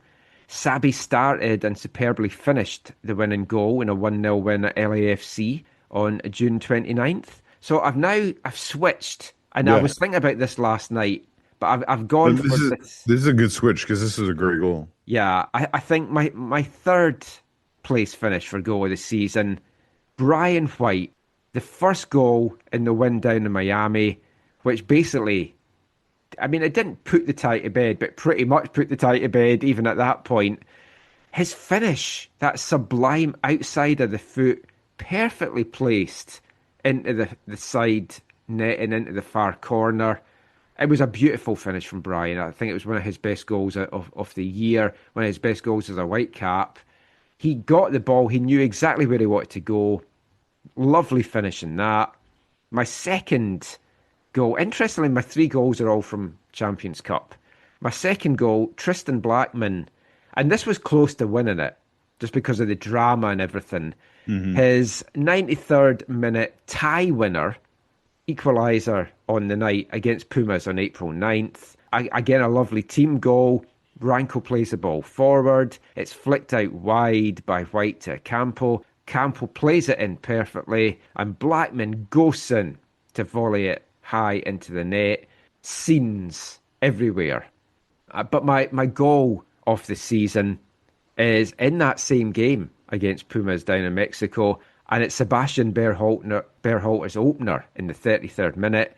Rios plays the ball inside, and Berhalter kind of spins around and tucks it away with a little spinning back flick. Beautiful goal. And we're used to Sebastian Berhalter scoring long-range bangers or getting great deliveries on set pieces, but this showed the other side of Sebastian Berhalter. Beautiful controlled finish. That's my top three. Yeah, I think those are all pretty good. On the honorable mention category, I know you mentioned Sabby's. I think you have to mention a few ugly goals in like the goal of the year that were really important. So I think Utvik's goal against Valor is pretty massive. I think this was LAFC. I think this was the LAFC game. The Takaoka long ball for Sabby, was that LAFC? Yes, that was. Yeah. That was the opener in the playoffs. Yeah, I think that one was like kind of in the honorable mention kind of ish category. I know it didn't help them. Obviously, they didn't win the Shield or top the West, but I think, and it's not the most beautiful goal, but I think left foot outside the box, Thomas Muller away to Orlando. Yeah, another Thomas Muller one at BC Place as well. Also outside the box. Yeah, I can't remember who the opponents were. It might have been San Jose. Yes, I think yes. That was a nice team goal, actually. Yeah. Yes, yeah. But yeah, other than that, I think these what you're talking about, I think these are all pretty massive goals and quality goals. I'm glad to see you had to bump the Sabby one up. That was one I was watching and I was like, oh, this is. I didn't see it in your honorable mentions initially. I was like, how has Michael not mentioned this one? That was the one I was gonna kind of bring up to. But yeah, it's beautiful control and finish with his right foot, which is he's left-footed, and that goal against Valor was a beautiful left foot finish. But yeah. Yeah, I mean, there's been some great goals, and as always, I forget to write things down over the course of the season. I always plan to and then don't, and then I spent this weekend watching so many highlights and watching so many goals in these games as well. Going into watching it, I thought, Tristan Blackman's winner against Pumas is bound to be my number one, because it was just such a monumental goal, and the scenes after it. And then when I was watching the highlights back, I was like, I forgot all about Seba's first. Absolute beauty. And definitely a contender for one of the best goals by a North American side, I think, in 2025. The other category that I always forget to write down, and we were talking about this before we recorded, save of the year. And I was like, I know there was a great save, and I spent ages trying to find it. And I did, but my hat tip is to two big saves from Yohei Takaoka against Colorado Rapids in a game they lost 3-0 on July 12th. One was a penalty save, but before that, he had a sprawling save to turn away a point-blank Navarro header. But they did lose that one 3-0. But my save of the year, Yohei Takaoka, double save against LAFC on May 11th at BC Place. Whitecaps had come from 2-0 down to level through a Brian White brace, one in each half. They were pushing for the winner, but then LAFC stormed forward in the 90th minute, looking for their own winner. They came so close to get it. Bouanga sends a cross in. Taka gets off his line to just take it away from the striker, who I forget who it was. But the rebound falls to Ebo Bisi. His shot tipped over the bar somehow by the fingers of Takaoka. A point earned, and when you look back at the final standings, a huge point in the grand scheme of things as well, because it got them above LAFC in the playoffs. Quite a quality double. I think for me, Michael, and not to be too cheeky, but it's that the woodwork at the far end of BC Place against LAFC. That is really the winner. That was the save of the year. I mean, the other one as well we have to mention is his big save against San Diego in the playoffs, but I didn't include it because it was called offside. back. Yeah. Oh, that was a great save. I mean, that was probably his best save of the year, if we're being honest. But I'm not counting it because it didn't count. In the LAFC one, where hit the woodwork was a triple hit the woodwork. It was a triple, yeah. It was a triple, and then after that, the last kick of the game. And funnily enough, the woodwork is going to get mentions in next week's show? Next week's awards. In some of our more fun and not so fun award categories. But that's our game, goal and save of the year nominations. We've got some more just to round off the show. But before we do that, we'll have another fun Christmas segment. He's dearly departed now. I didn't know this when I did the section that was likely to happen. But let's find out what a Jayden Nelson Christmas is all about.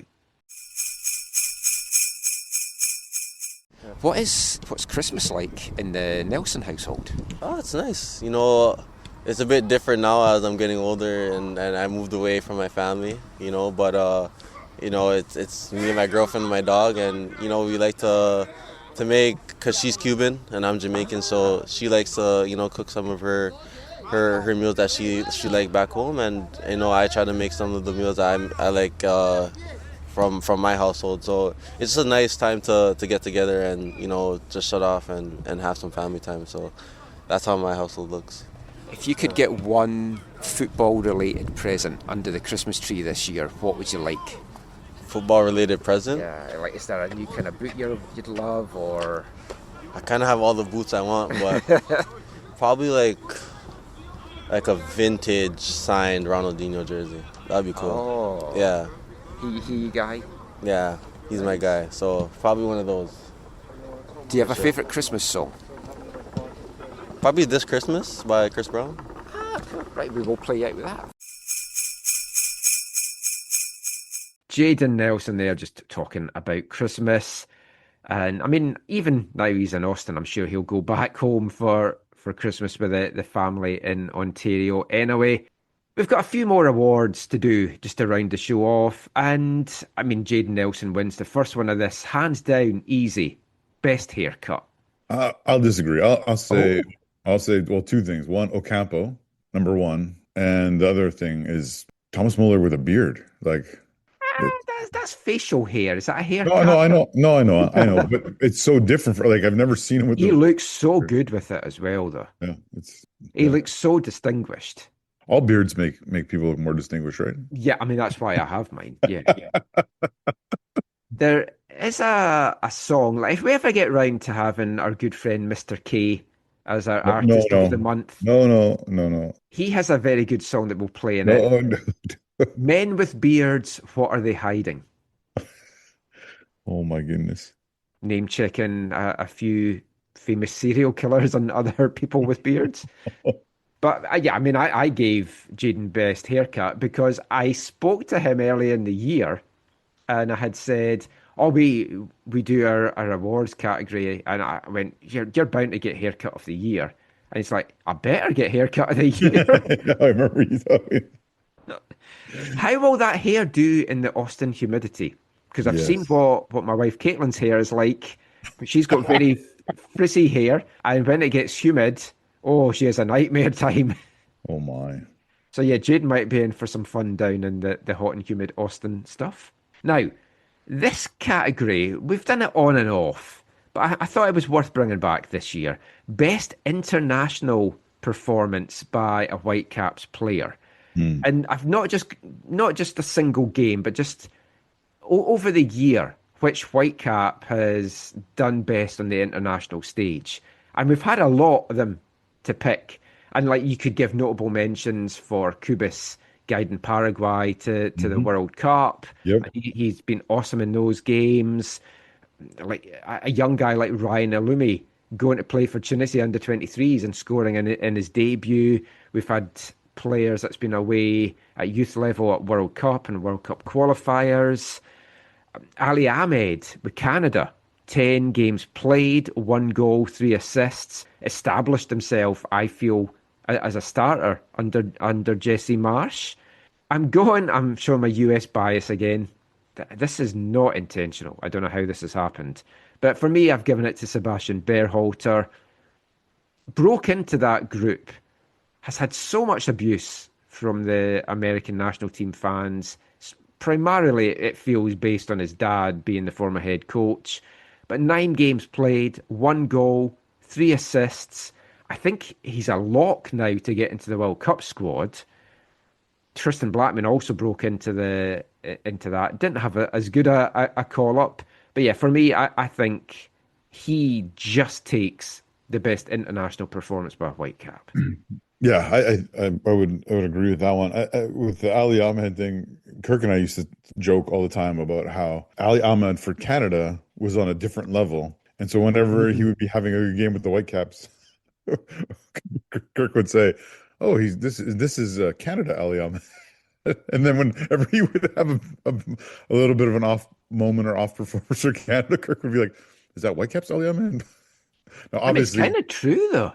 Yeah. But obviously, better players around you also elevate your game. Totally. And I think ultimately the good thing for him is his club performances are more now in line with his national team performances. Yeah, he just needs to get more goals in MLS. When his first goal in MLS plays in the MLS Cup in December, we need more from him in that regard. And Brian White also got some. Was it last January? He's got a few calls. He was at the. He was at the Gold Cup, but it was just sprinkled final minutes at the end of the thing, so you can't really. He hasn't seized that moment because he wasn't really given the chance to seize the moment. There's not a lot you can do if you come on with 3 minutes to go to impress your coach.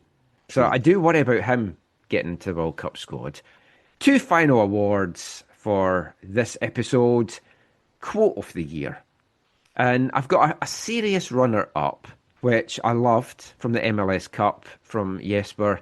Today we cry, but it is proud tears. The tears have to be proud because we have excited people in Vancouver. We have created something that people want to watch. And he has. Jesper, his management team, the players, the back team putting it all together, Axel and Quinn. What they've done this year is just invigorated the fan base. They've built something that everyone's excited about. And yeah, it was a sad ending to the year. But I think that even the first part of that should probably win quote of the year. But I always like to have a kind of funny one. Today we cry, but it is proud tears. And there's been a lot to be proud of this year, as we've just talked about in this show. For real. But my winning quote, because I do like to have a funny winning quote, from Jesper, after the 1-1 draw at home with Monterrey in the CONCACAF Champions Cup quarter-final, and the antics of their goalkeeper, Alex Perdilla, who just kept going down, clutching everything. Anyone breezed past him, he was down holding his face. We saw the goalie today. I hope that he survives. I think that he will. Maybe. That dry Jesper humour. Jesper is a very funny guy. Yeah. And I don't know that it comes across to everyone because you just see him being so serious all the time. Yeah, he's got a dry sense of humour, and I love him. I love everything that he's brought to this club this year. Yeah, I mean, he deserves awards of his own, which he might get in next week's show. But we'll finish our final award, Best Away Day. You can talk in general, just your favourite for whatever team, and I'll open the floor to you for this one. Yeah, I mean, I had a bunch of really great away days. For me, probably, there's a bunch. For the 4-4, the 4-4 on the island. And I thought you were going to say your 4 trips to Calgary, because it felt like you've had 4 trips to Calgary. I think I had 3, and they're all great. But the cup shootout victory in Calgary, that's another one.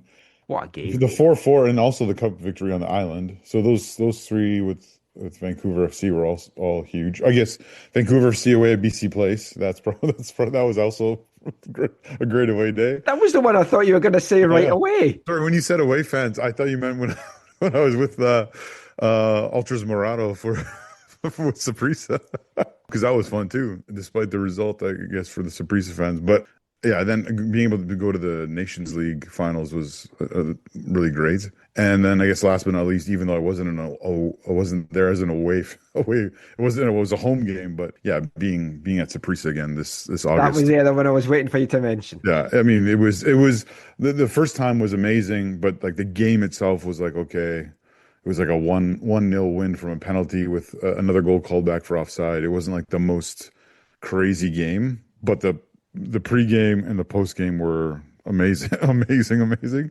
This year, the game was like lights out 4-0, really awesome. And the post game was also awesome. The pregame was a different kind of awesome. But yeah, It's been a crazy 2025 because, like, I've done all my traveling in League One, doing the commentary and Kamloops, and a lot of fun with that. Kamloops would have been on my list last year for the U19, or sorry, the games against Fulham U19 or U20. Remember when Tyler Crawford scored that goal? Yes. I mean, college-wise, I got to go to Red Deer to do the women's nationals there. That was a lot of fun. Travelled to Winnipeg for the first time, RIP Valor, to see TSS Rovers in the Canadian Championship. So that was good. I mean, going to Mexico City for a Champions League, I want to call it. Champions Cup just doesn't have the same gravitas, but Champions League final, I mean, that whole trip was an experience and a half. Not all good. Oh, yeah. Fun ending, going to see the pyramids as well. 2 trips to Fort Lauderdale as well for Miami is like crazy. Seattle, I was down a couple of Club World Cup games. Portland for the first kick opener, which, I mean, that was, from an MLS point of view, that was my favourite away day. But, I mean, my best away day, it has to be the win in Miami in the Champions Cup semi-final. Just everything about that trip was amazing. Yeah. And just the performance was tremendous as well. So that was my best away day. So that is our awards. I will say covering the Portland home victory in the playoffs was also a great away day for me. But that is it for our awards. Pretty much it for our show as well. Let us know if you agree or disagree. We always love to hear your thoughts as well. We'll have some more general awards in our next episode, our New Year's special. But we'll end this one the way we end all our shows, with this episode's wavelength, the section of the show where we play a song all about football or with football as a base. And next year, we've got some special wavelength songs coming up. Of course, we've always got March and Football Violence Awareness Month. But I'm playing a song, and I'm using the word song in inverted commas. It's hard to get Christmas songs now, Zach, for our wavelength Christmas special because we've played them all the football songs. But I did manage to find one that was released on October 26th, 2022, ahead of the Qatar World Cup. It's taken from, has to be said, a very mixed 50-track album called 50 Crazy England Football Songs for Christmas World Cup Qatar 2022. This is probably the best song on it. The group's called Lions Out Loud, which tells you everything you need to know. And this is a very short song, The Christmas Tree Formation. Christmas tree formation.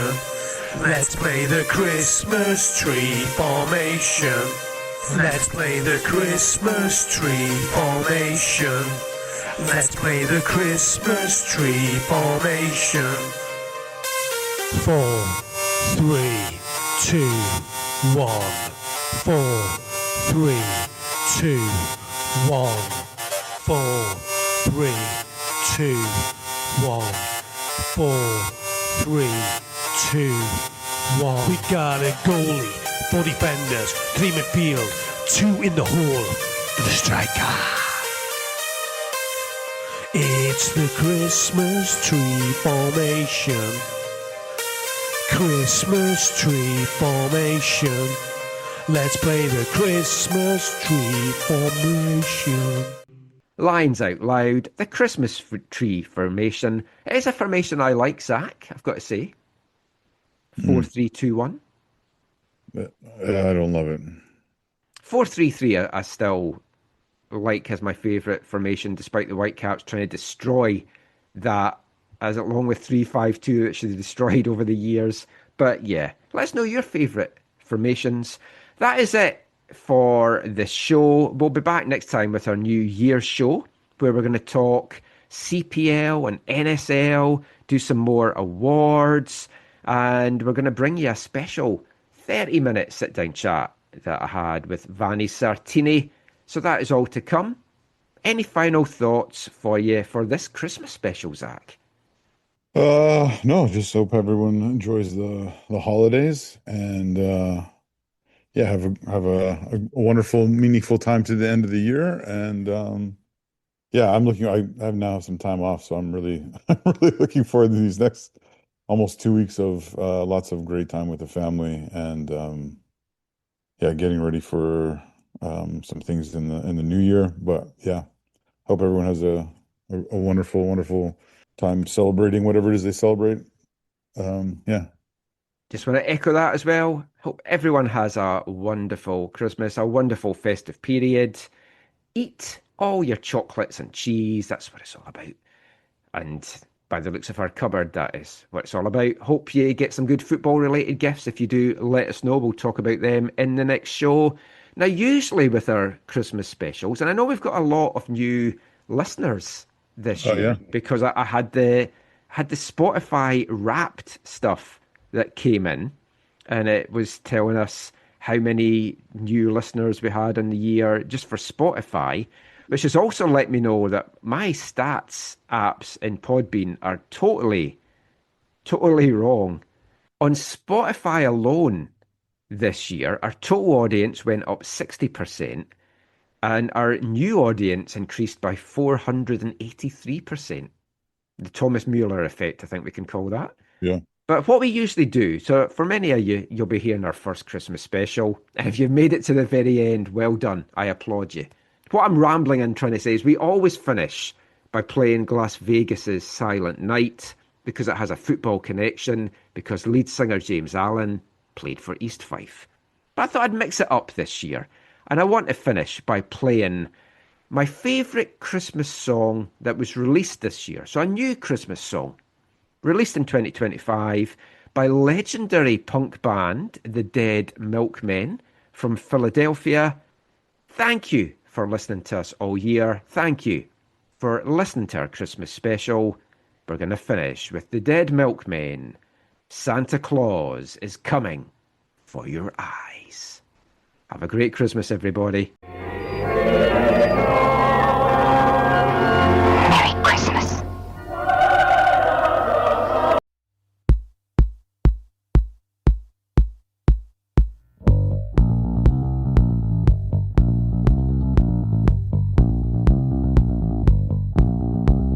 Santa Claus is coming. Santa Claus is coming. Santa Claus is coming to the USA. Santa Claus is coming. Santa Claus is coming. Santa Claus is coming to take you away. Santa Claus is coming to your house tonight. He'll climb through the window when you turn out the lights. He's been making nightmares while you've been telling lies. So Santa Claus is coming. He's coming for your eyes.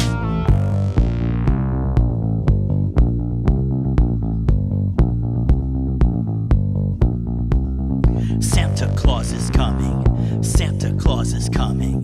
Santa Claus is coming to your home state. Santa Claus is coming. Santa Claus is coming. Santa Claus is coming. It's already too late. He'll creep down the hallway while your family sleeps. He'll only pause a moment just to take him what he sees.